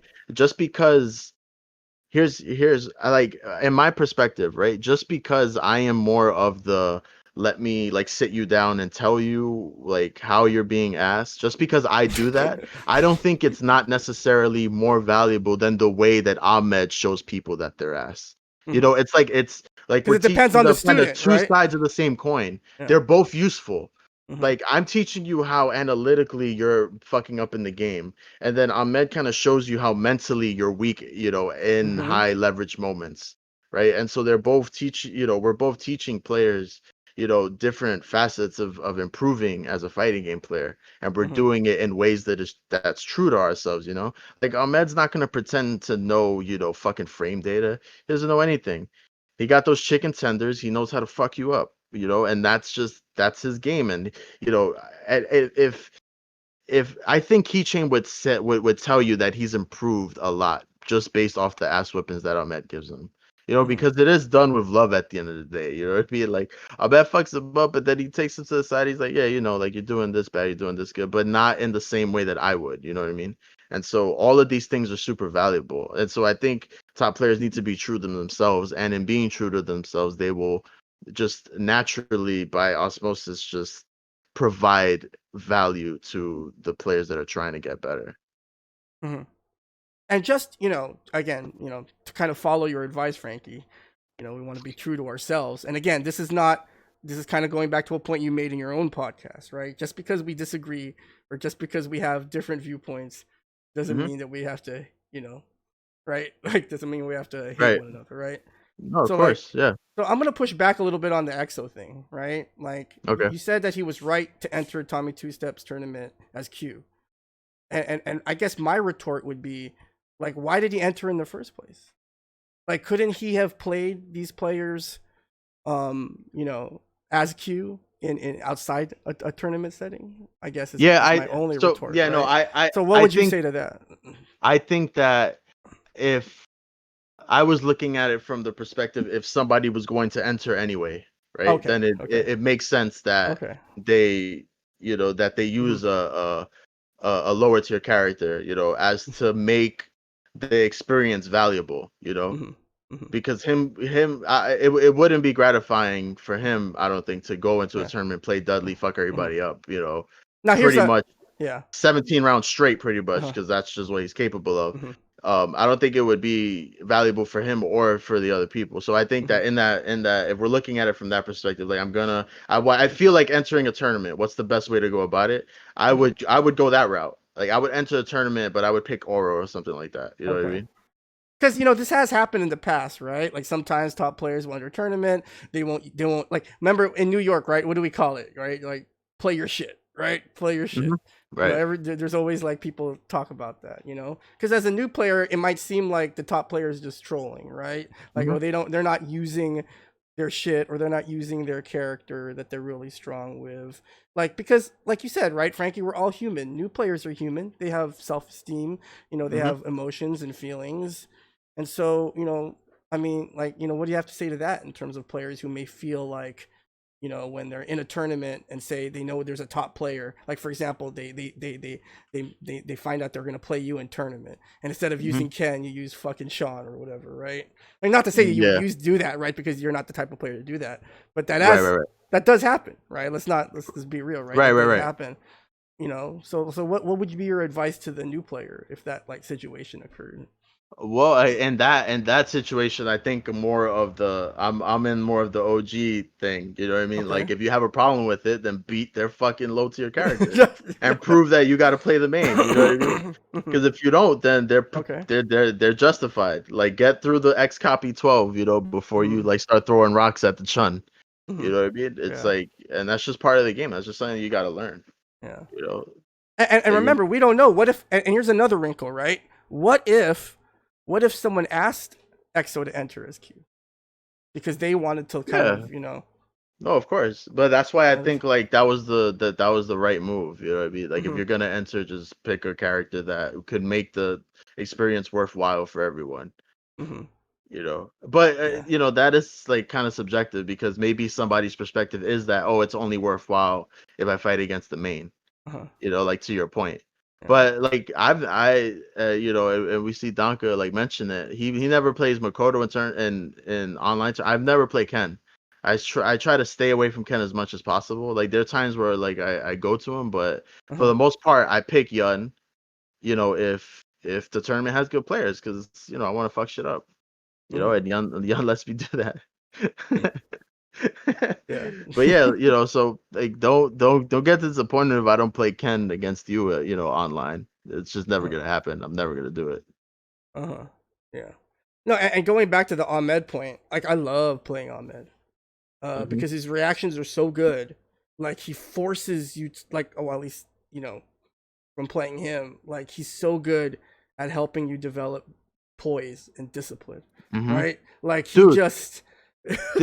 this asshole parried. I was playing with Necro, right? And this asshole parried all of my universal overheads on reaction. It wasn't like they weren't guesses. Like this motherfucker was crouch blocking, No, I and he couldn't. I saw it. couldn't whiff. I couldn't whiff low medium He anymore just when he had super. Not block. I couldn't whiff it no. anymore This guy's an when he had animal. super, because then he would Yeah, just no, super on right. reaction. No, he's an animal. That shit is crazy. Are you kidding me? He parried them. Like that's not like a whiff punish, Like he would see Necro floating and go from crouch block to like toward parry. And that shit was driving me up a fucking wall. That shit was so annoying. But it's valuable, Like that's super unique. And like No, but then you know what I did? I started whiffing low short to see if he was really looking. And he did super. No, I whiffed low short. I was like, "You cheating, dog! You're not waiting long enough, dog." hey, no, that's how you beat a Chris G too. Chris G's like that. Oh man.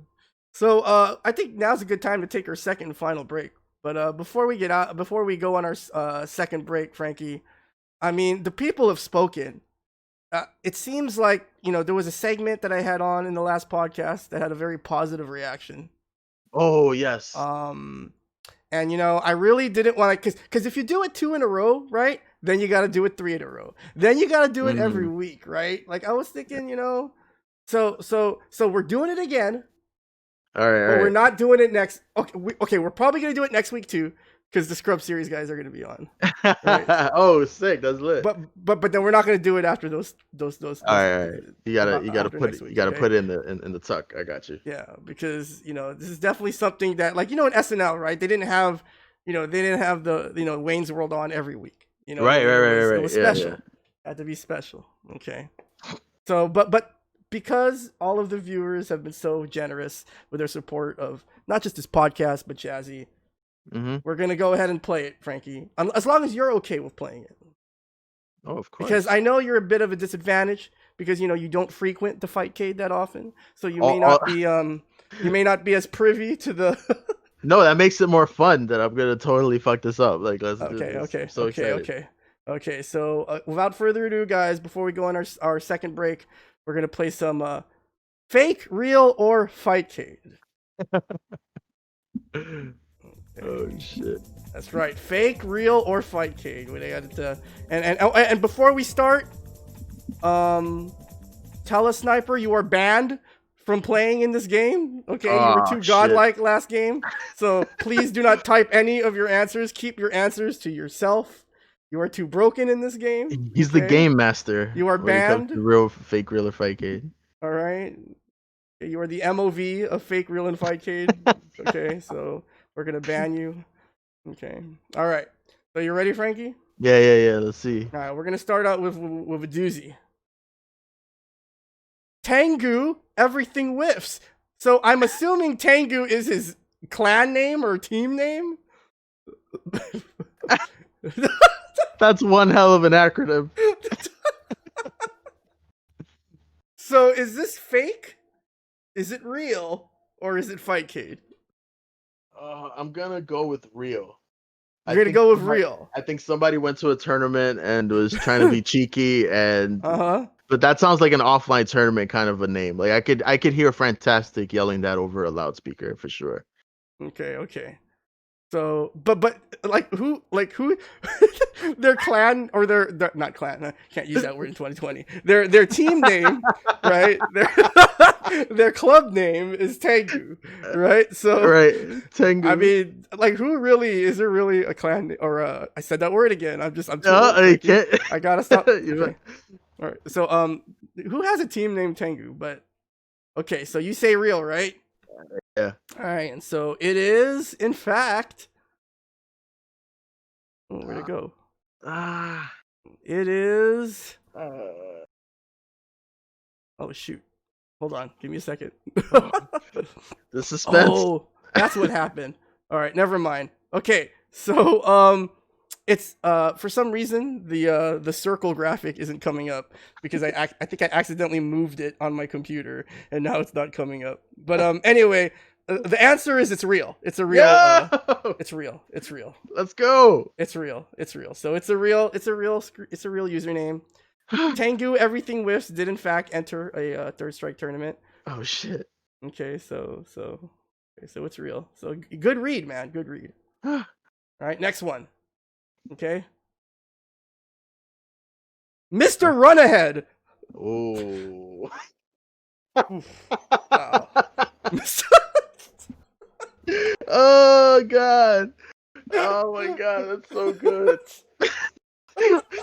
That's so good. It's fake. Like that's gotta be a fake. It's too good.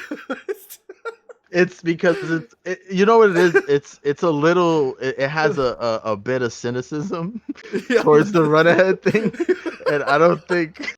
I just immediately think Mr. Potato Head when I think about Like- that's what I think. But that's because I'm old. So. And then you got Rona, Mr. Rona Head. I'm gonna say it's fake because it's really clever. Okay. It's almost too clever. Well, you're right. It is a fake username. Oh! Okay. And I refuse to reveal whether or not I was the one to come up with it. I refuse to believe. I refuse to acknowledge or take ownership of that fake screen name. My god, that's so But it funny. is fake. It is fake. It is fake. Oh All shit. right. Yeah, ready for another one? Yeah. Okay. Luck's running out though. Could be a setup. Oh my god. This one's so problematic. It's so meta. It really is. It's so meta. Jandor says Fight Cade. Synapse says fake. It has, you know what it is? I don't think it could be real because it could so easily be like misconstrued. You know what I mean? It's just Yeah, like I don't think anybody would have the balls to like enter with that, honestly. But I think this is a Fight Cade name just because it has that Fight Cade spice to it. It's got that nastiness, that saltiness to it. Okay, I'm gonna say it's a Fight Cade name. So, it's not a Fight Cade name. Oh, it's actually a real username from Smash GG. Could be a setup. Did enter a third strike tournament. He let his nuts hang. Let me tell you. He did. His nuts hang. That guy got balls, bro. Okay. Oh, that's so funny. Right. Next one. All right. Stuff Happens 92.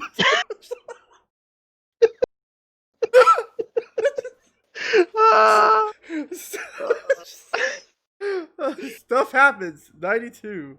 Stuff Happens 92. Oh man, the chat is in one voice. I know. I feel like I have to trust them. Unequivocally, Fight Cade. I guess. I feel like I feel like I have to trust them, but Stuff Happens 92 is such an optimistic kind of name, It's just like well, first of all, it's a godlike name. Okay, let's just get that out of the way. Right? It's godlike, and it has like a twinge of optimism in it that I'm not sure Fight Cade is capable of. But I don't know. No. I think but it's what it is. It's because of that optimism that Fight Cade is not known for that I think somebody would want to subvert that and use it on Fight Cade. So I'm gonna say it's a Fight Cade name. Well, you're perfect so far. You're 4-0, I think. Right? No, I missed the third 3-1. one. Yeah, 3-1. So it is indeed a Fight Cade name. Shout outs to Stuff Happens 92. I don't know who you play. Sorry, I should have watched their replay, but I was just looking for names. So that's insane. All right. Okay. So wait a minute. I don't know if I'm trying to remember what this one was before I give it. Actually, I don't even remember if this was a. Okay. Ready? Next Oh one. boy. Okay. Omega Tom Hanks. I think that's real. I think that's real. That sounds like such a through the loudspeaker kind of name, you know? Yeah. Like that, like whoever. Yeah, I think he entered like 7 tournaments at Big E's Yeah. events and held up all the brackets. I think that's real. Yeah, it's real. I think So I could be wrong, but top tier name. So that's Lance's alter ego. Well, in fact, it's real. It is oh a my real. god, It is a real scaling name. Follow Omega Tom Hanks. I think he's on Twitter. Dude, so I think. sick. But I don't know if his Twitter is the same as the tournament name, but I'm pretty sure it is because Holy I shit! can't imagine anyone having Omega Tom. Well, Frankie, you did really well. Lights out.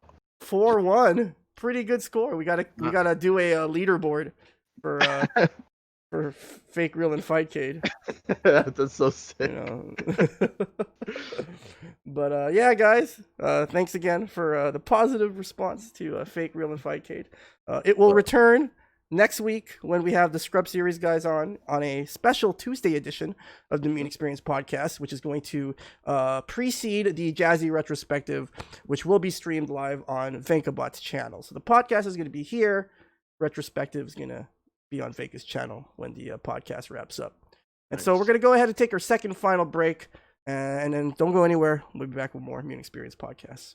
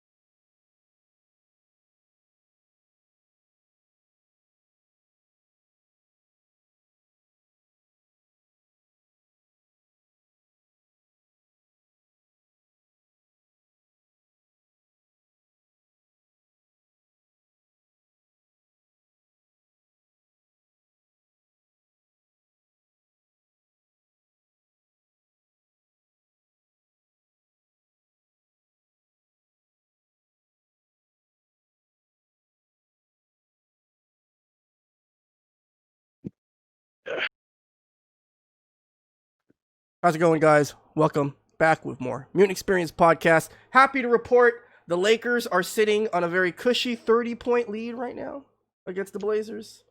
So I think we can rest easy, Frankie. I think the King has this in the bag for game 2. But it's still 1-1. And I don't know, Still man. 1-1. I can't like I don't know if you've ever gone into like Dirt Strike matches with bad feelings. I mean, maybe I'm just superstitious and old school like that. But I don't know, man. Or maybe it's just kind of like a psychological thing where like you're thinking negative into the match and it like translates into your play. But Yeah, you know, you wanna have appropriate fear of the situation. You know what I mean? yeah. But have you ever been in the opposite situation where you're like, man, I'm gonna get bodied, and then you just Oh you yeah. just you've been just like mad worried before a match, like, man, I don't know if I can. Yeah, I'm I not don't know if gonna this is say gonna work, man. when that happened, but yeah, that it wasn't in Third Strike though. It was like in another game that I had no business in winning. And Okay. I hope it wasn't one of my IFM hyper fighting tournaments. No. Missed those, by the way. You got to run some hyper fighting events, man. Definitely. So I know we alluded to it earlier. Oh, and before we get to your podcast, I do have a challenge for the Third Strike community. Okay. Ooh. And so, you know, guys, I know we were talking about Fightcade and everything, and have any of you ever wondered who do you think was the first person to play Third Strike online? Mm.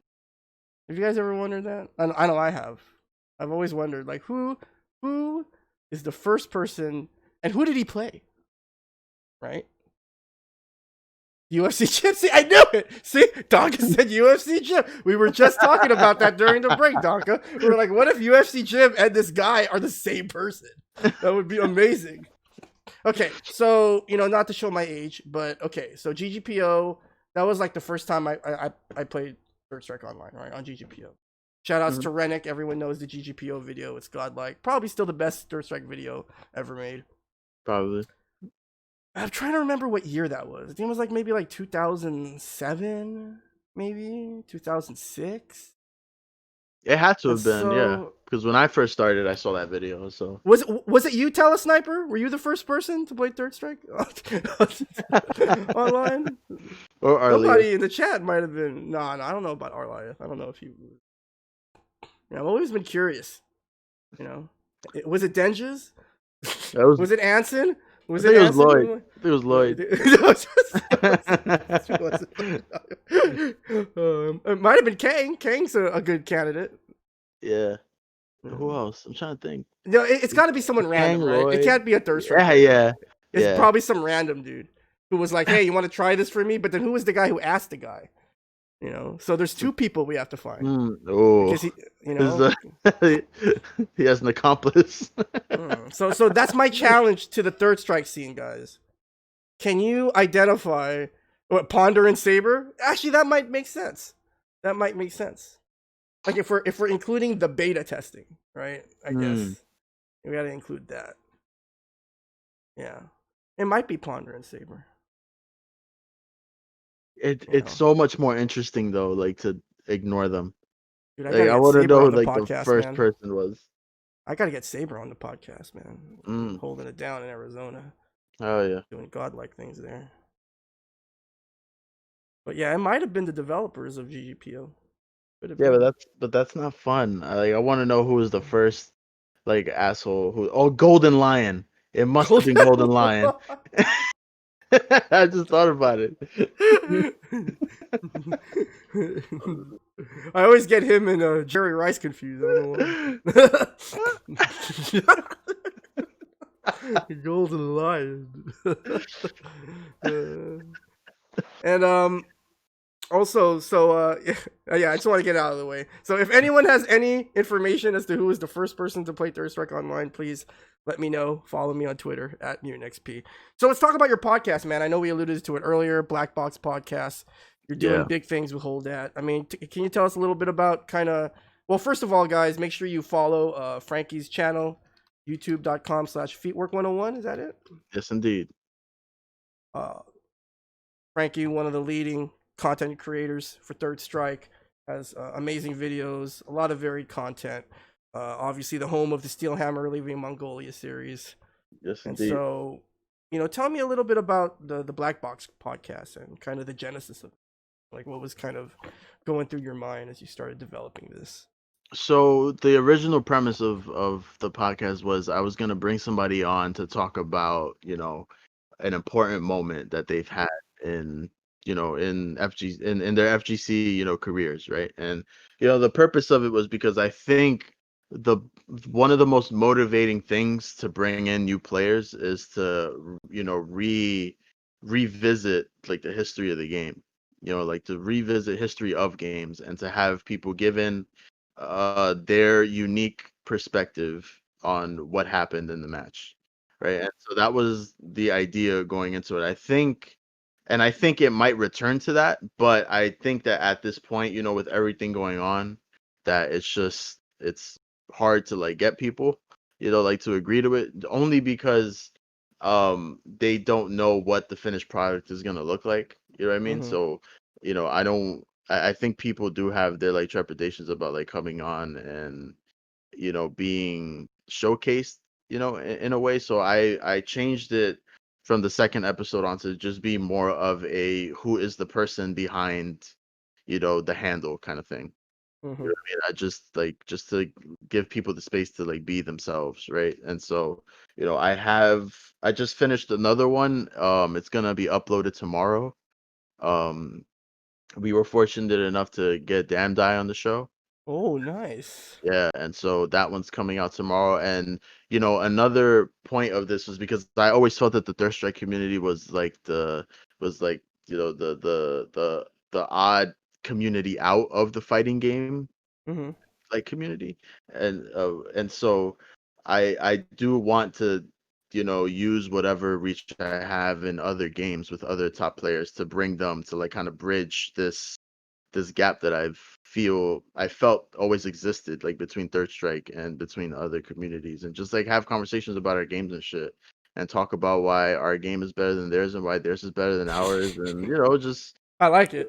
yeah, just try to get people to just find another avenue to discovering fighting games, you know what I mean, and the personalities more importantly, behind like pretty much sell the games, you know what I mean? Uh-huh.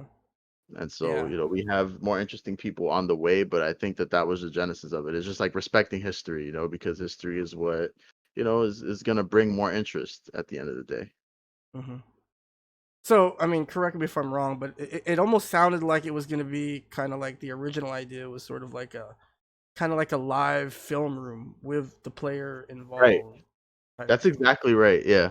Uh, That's exactly right. And I like think that they're basically the two of you just watching his or her match, right. and then commenting it. And and I do think that there is space for it to be that, but I Mm-hmm. do find that, just having a consistent, product for people to just consume, Mm-hmm. at whatever level they want to, I think is important too. And so Mm-hmm. I think it could eventually turn like back into that.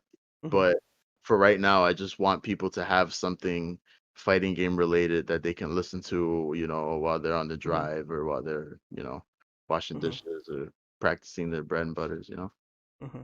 I mean, I know it's not Thirst Strike related, but I thought that the podcast that you did with Ken and Black that almost sounded like kind of closer to your original idea, right? Right, Like the yeah, one that and you that did was with Ken it and for Black. sure. And another thing is it's about resources too, because like in order to make that kind of content, Mm-hmm.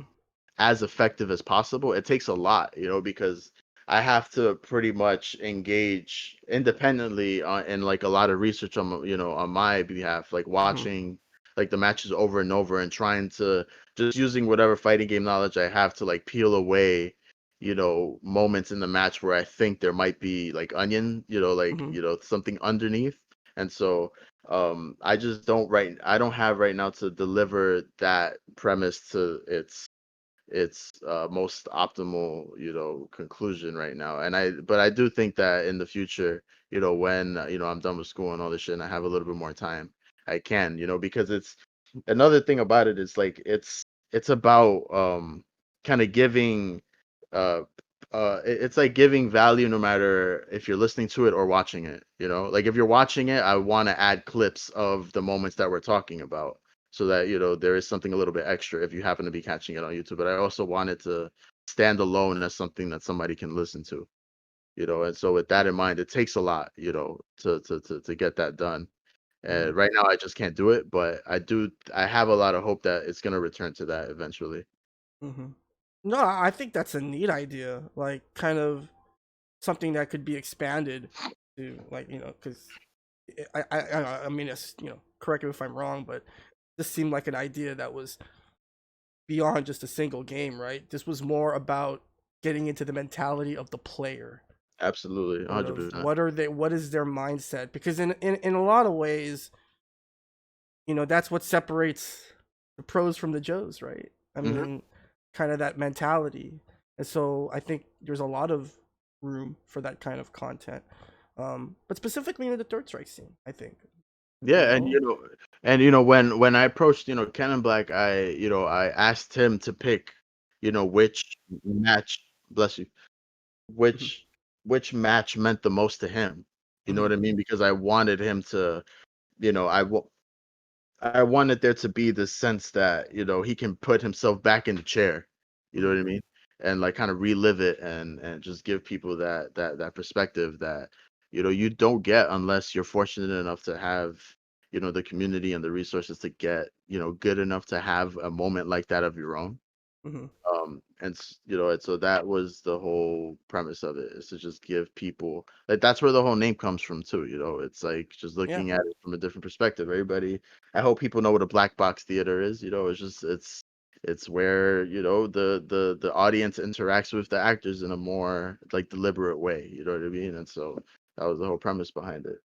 Actually, to be honest, the reason why I thought you picked the name Black Box is because I immediately thought of the black box that they keep on aircrafts, and how whenever they're trying to figure out what happened to a plane, right?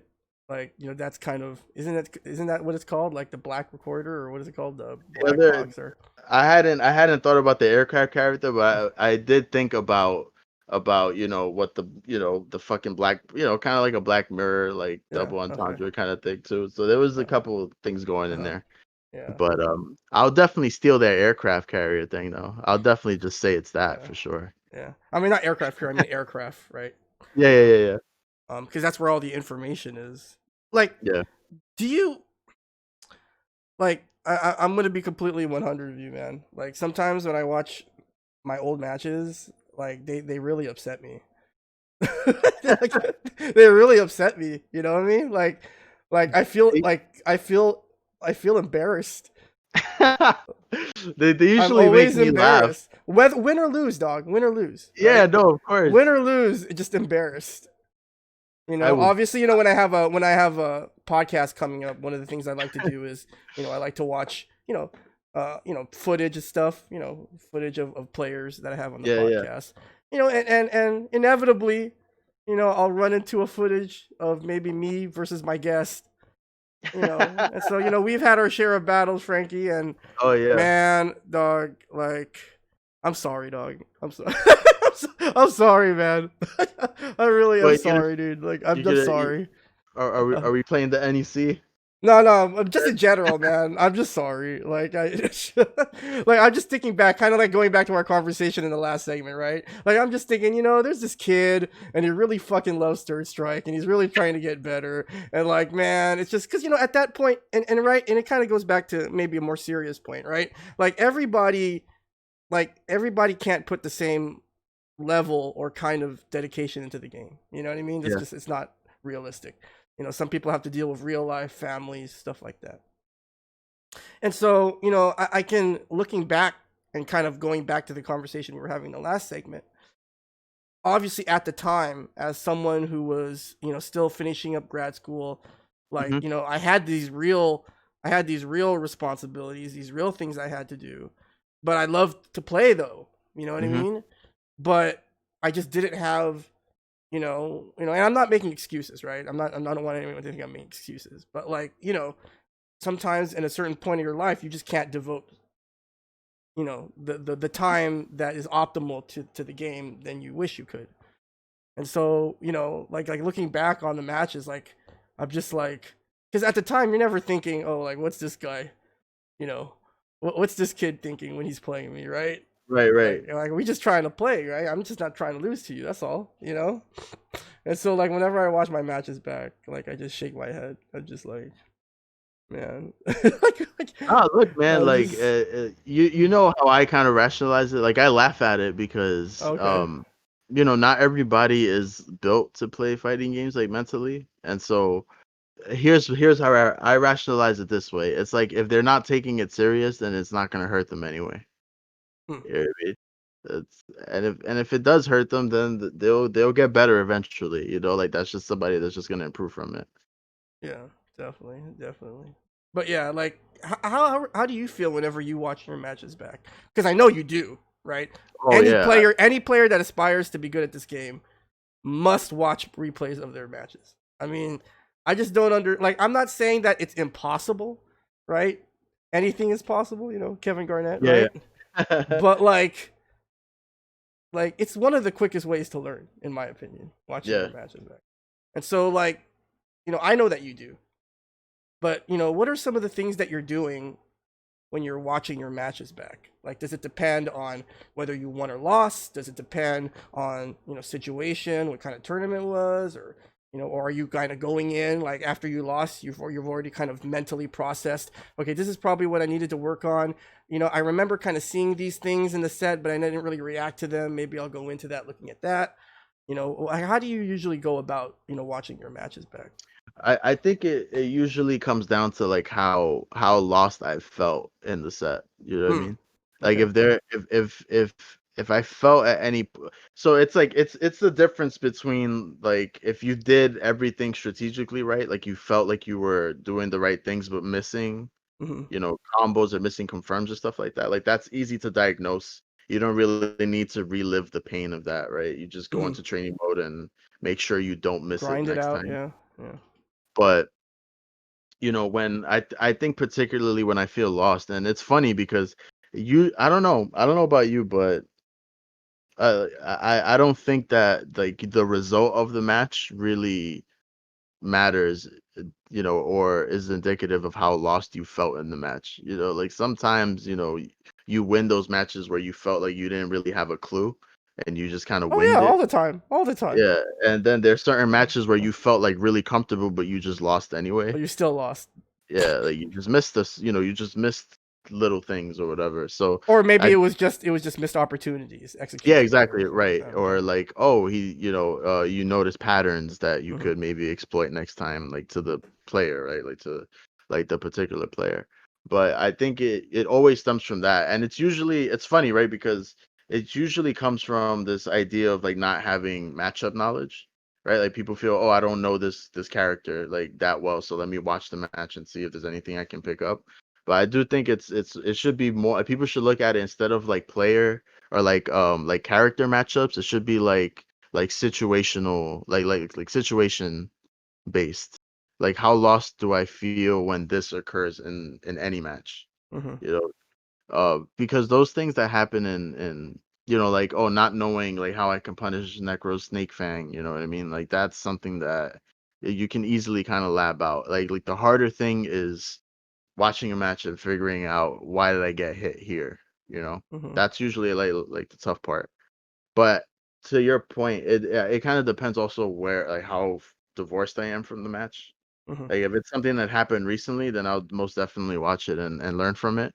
But if it's something from like '08, I'll just laugh at myself. It's just funny. It's just funny to me, because you're already past it. It's just funny to watch like the kind of crazy shit that you thought worked or like that.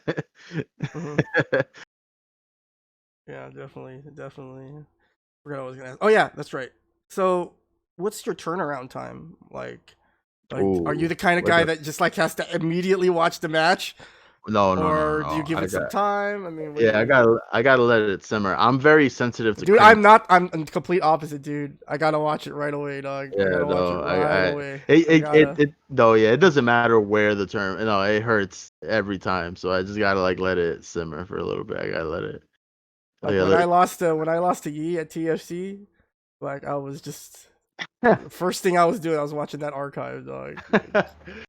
Shit, I'm trying to think. Because the reason I wanted to watch that particular clip is because at the end I did neutral jump, and it really sucks when you're like you've planned something like a good like 3 or 4 seconds, and you're like, this is gonna hit.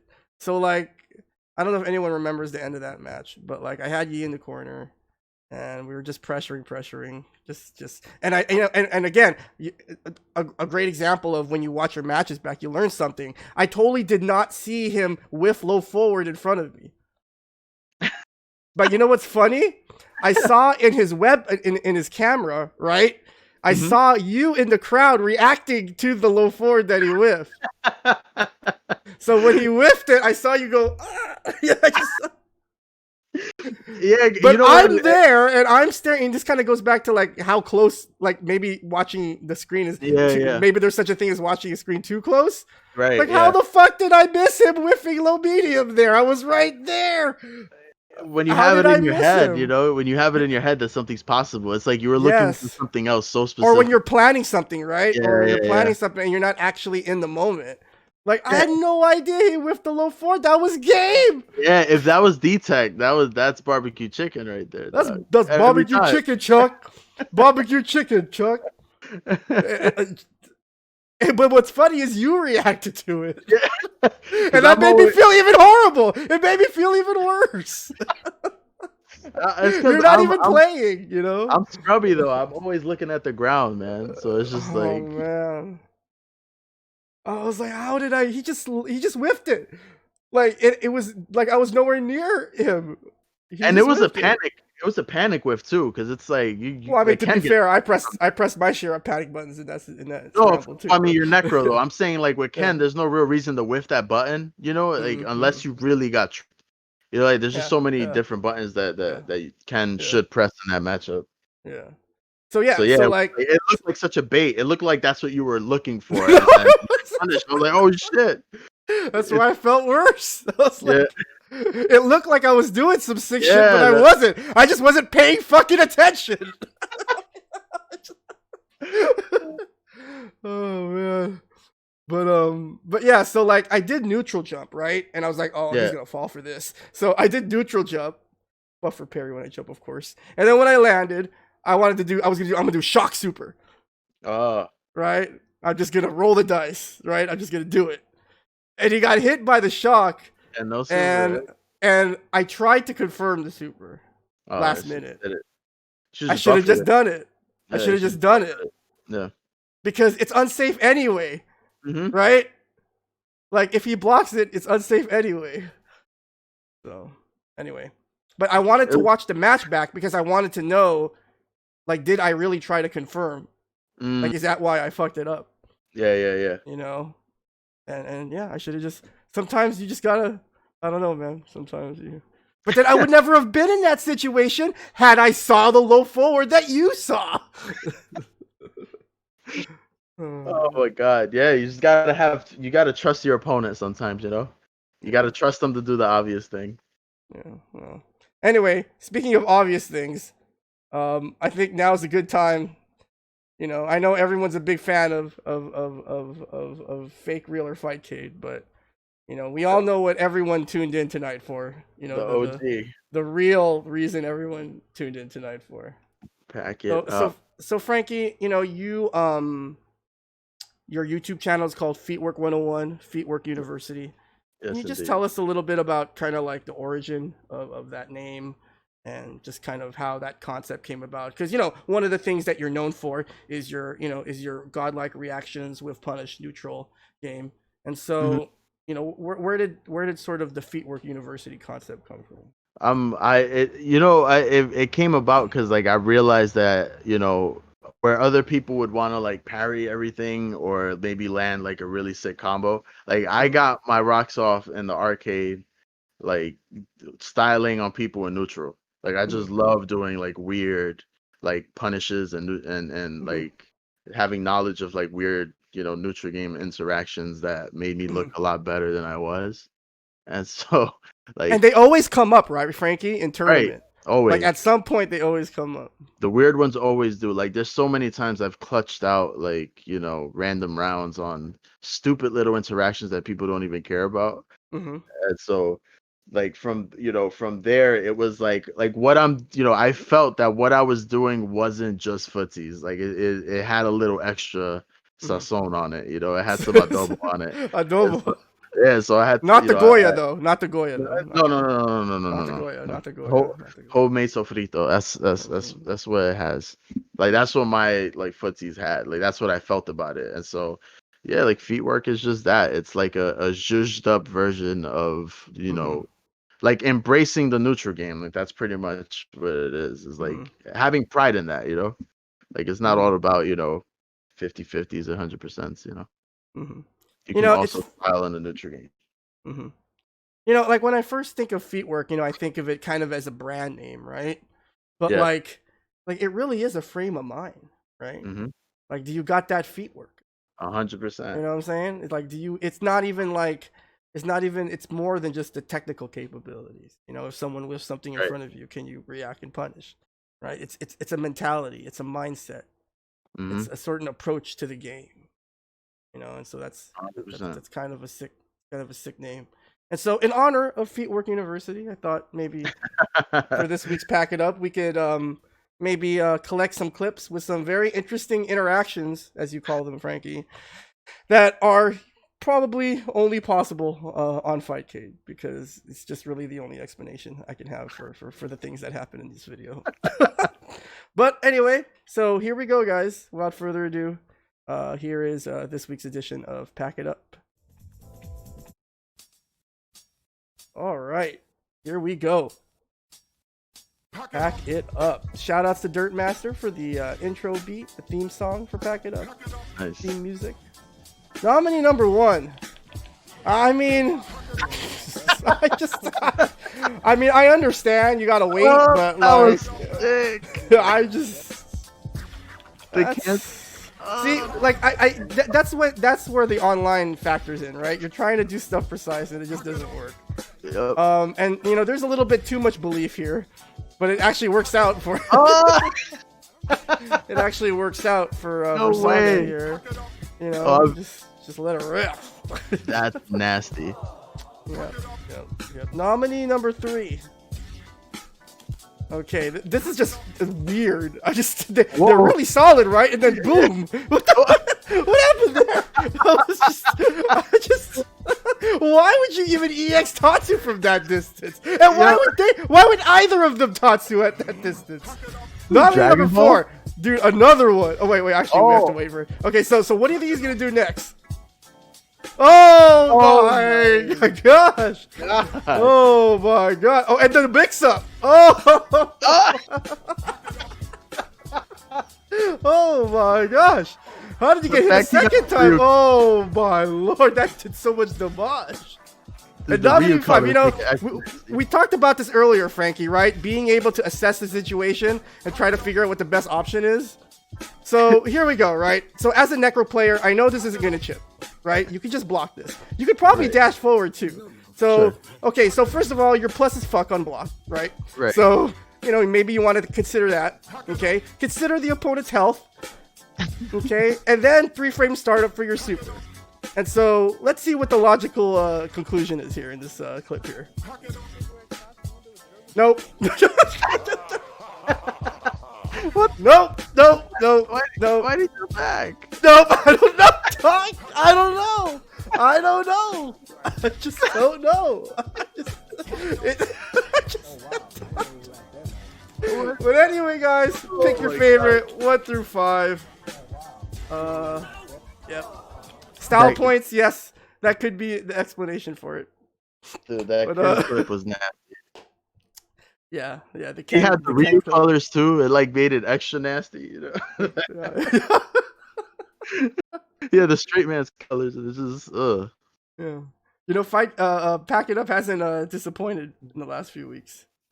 So I think it's only gonna get better next week. That's so funny. So, Frankie, we've come to about the end of the podcast. And so, first of all, just want to tell you, let everyone be known I mean, I don't know how much this means to you, but it's been just an absolute pleasure just watching you grow as a Third Strike player. Like I know, like you and I go way back, Yeah, and it's just wow. one of the It's first amazing. senseis. You know. You were you were one of my first senseis. Probably the like the first like with the intention for hmm sure. And so I was wondering, I mean, I usually ask older players this now in every Mhm. podcast, and I know we've talked about it a lot in terms of new players, but what is kind of your advice as far as new players go? Like imagine all the new players are watching. What do you want to say to them? Uh, it's as cliche as this sounds, but it's like have fun. Mhm. You know what I mean? Like you gotta just Mhm. keep having fun with the game. Like however it comes to you, if it means playing with a weird super, Mhm. for a little while, and that's how you enjoy the game. If improving at the game ever becomes a priority, I think those things naturally, shift over. You know what I mean? Mhm. I don't think there's any reason that we need to like police other people's like decisions in terms of how they find that they enjoy the game, because not everybody is going to get maximum enjoyment from playing in tournaments. And we need those people too, and those people are valuable too. People who tune in to Venkabot stream, and they just like watching tournaments, and Mhm. then they decide that the way that they're going to have fun is by playing X copy, or they're going to play with Sean, or they're going to play with Mhm. Slam Dance Necro. You know what I mean? Mhm. Like, I think that have fun with the game, and whatever type of person you are, like you're gonna go on the eventual like most productive path eventually. And so Mhm. just be Definitely. open. So just be open to having those conversations with people too. You know, Mhm. And so, and I'm gonna throw a little different question at you, Frankie. Hope you don't what's mind. up? But is there anything you want to say to, to old players, players like us, players that have developed a reputation for being some of the best third strike players in the country? Is there anything you want to say to them? Is there It's anything? is a new day. It is a new generation, and you have to try to be gentle to those newer players coming up. You know what I mean? Because they can Mm, be playing fucking Fortnite or Fall Guys or Call of Duty, and they're not. They're fucking playing Third Strike. And yeah. so value those like beautiful minds that turn away from all of the conventionally appropriate games, and decide to pick up the weird one, and just try to give them a pat in the back every now and again. You hmm know. No, no, I respect that. And as far as like the whole like, oh, if a player chooses this on me or that on me, like I feel like, and I know this is easier said than done, Frankie, because so much Mhm. of fighting games in general is just mental and trying to get into the head of your opponent. But like as far as why an opponent, why they like why they're choosing a certain character or choosing a certain super, like there's really no value in thinking about or dwelling about that, is there? Just kind of play. Just Yeah. figure out what you can get out of that match. 100%. You And know. that's what I do. That's what all the top players should do. If somebody's not giving you a challenge, then you figure out how to parlay it into a challenge. Like you'll do it. Like Mhm. don't dash. I don't know. Tell yourself you're not gonna jump. Like Mhm. you can get something out of any match. You know what I mean? Yeah, like work on a different part of your game. You Yeah, know, 100%. and then the newer player benefits from that because the opponent's actually focusing on a task to perform something that's gonna help both their games, right? And Hmm. so but of course you're gonna have your trolls, right? I mean, you know, Oh yeah. it is what it is. But yeah, so yeah, um, I guess if there's nothing else that you wanted to say, Frankie, maybe we could again plug your YouTube channel. Remember, guys, go to Yeah. youtube.com/feetwork101 If you want for to learn some. about Third Strike. Yes, definitely, definitely. And also follow Frankie on Twitter. His Twitter is right there on the screen, but you can also follow this link as well. Frankie, obviously, good luck on all your future Third Strike endeavors. Hopefully, the Jazzy Circuit will be able to resume, and we can get back to some third strike. But in the meantime, guys, before we get out of here, once again, next week, Jazzy Retrospective. Don't forget to vote, please. Okay. Remember, this is the last week to vote. Just go to tinyurl.com, Jazzy Retro 6.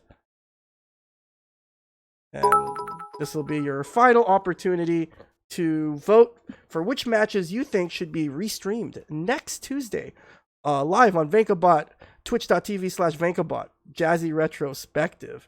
Frankie, good luck. Hopefully your match gets on there, man. I don't know. I want the Hugos to make it.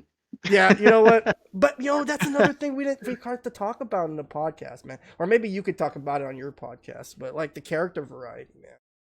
Like this, like I feel like in a sort of weird way, this is kind of like my hypothesis is that like because, and I'm just kind of using a frame of reference from my own experience, because like when I was coming up, we were there were tournaments, right? So the onus to win to me.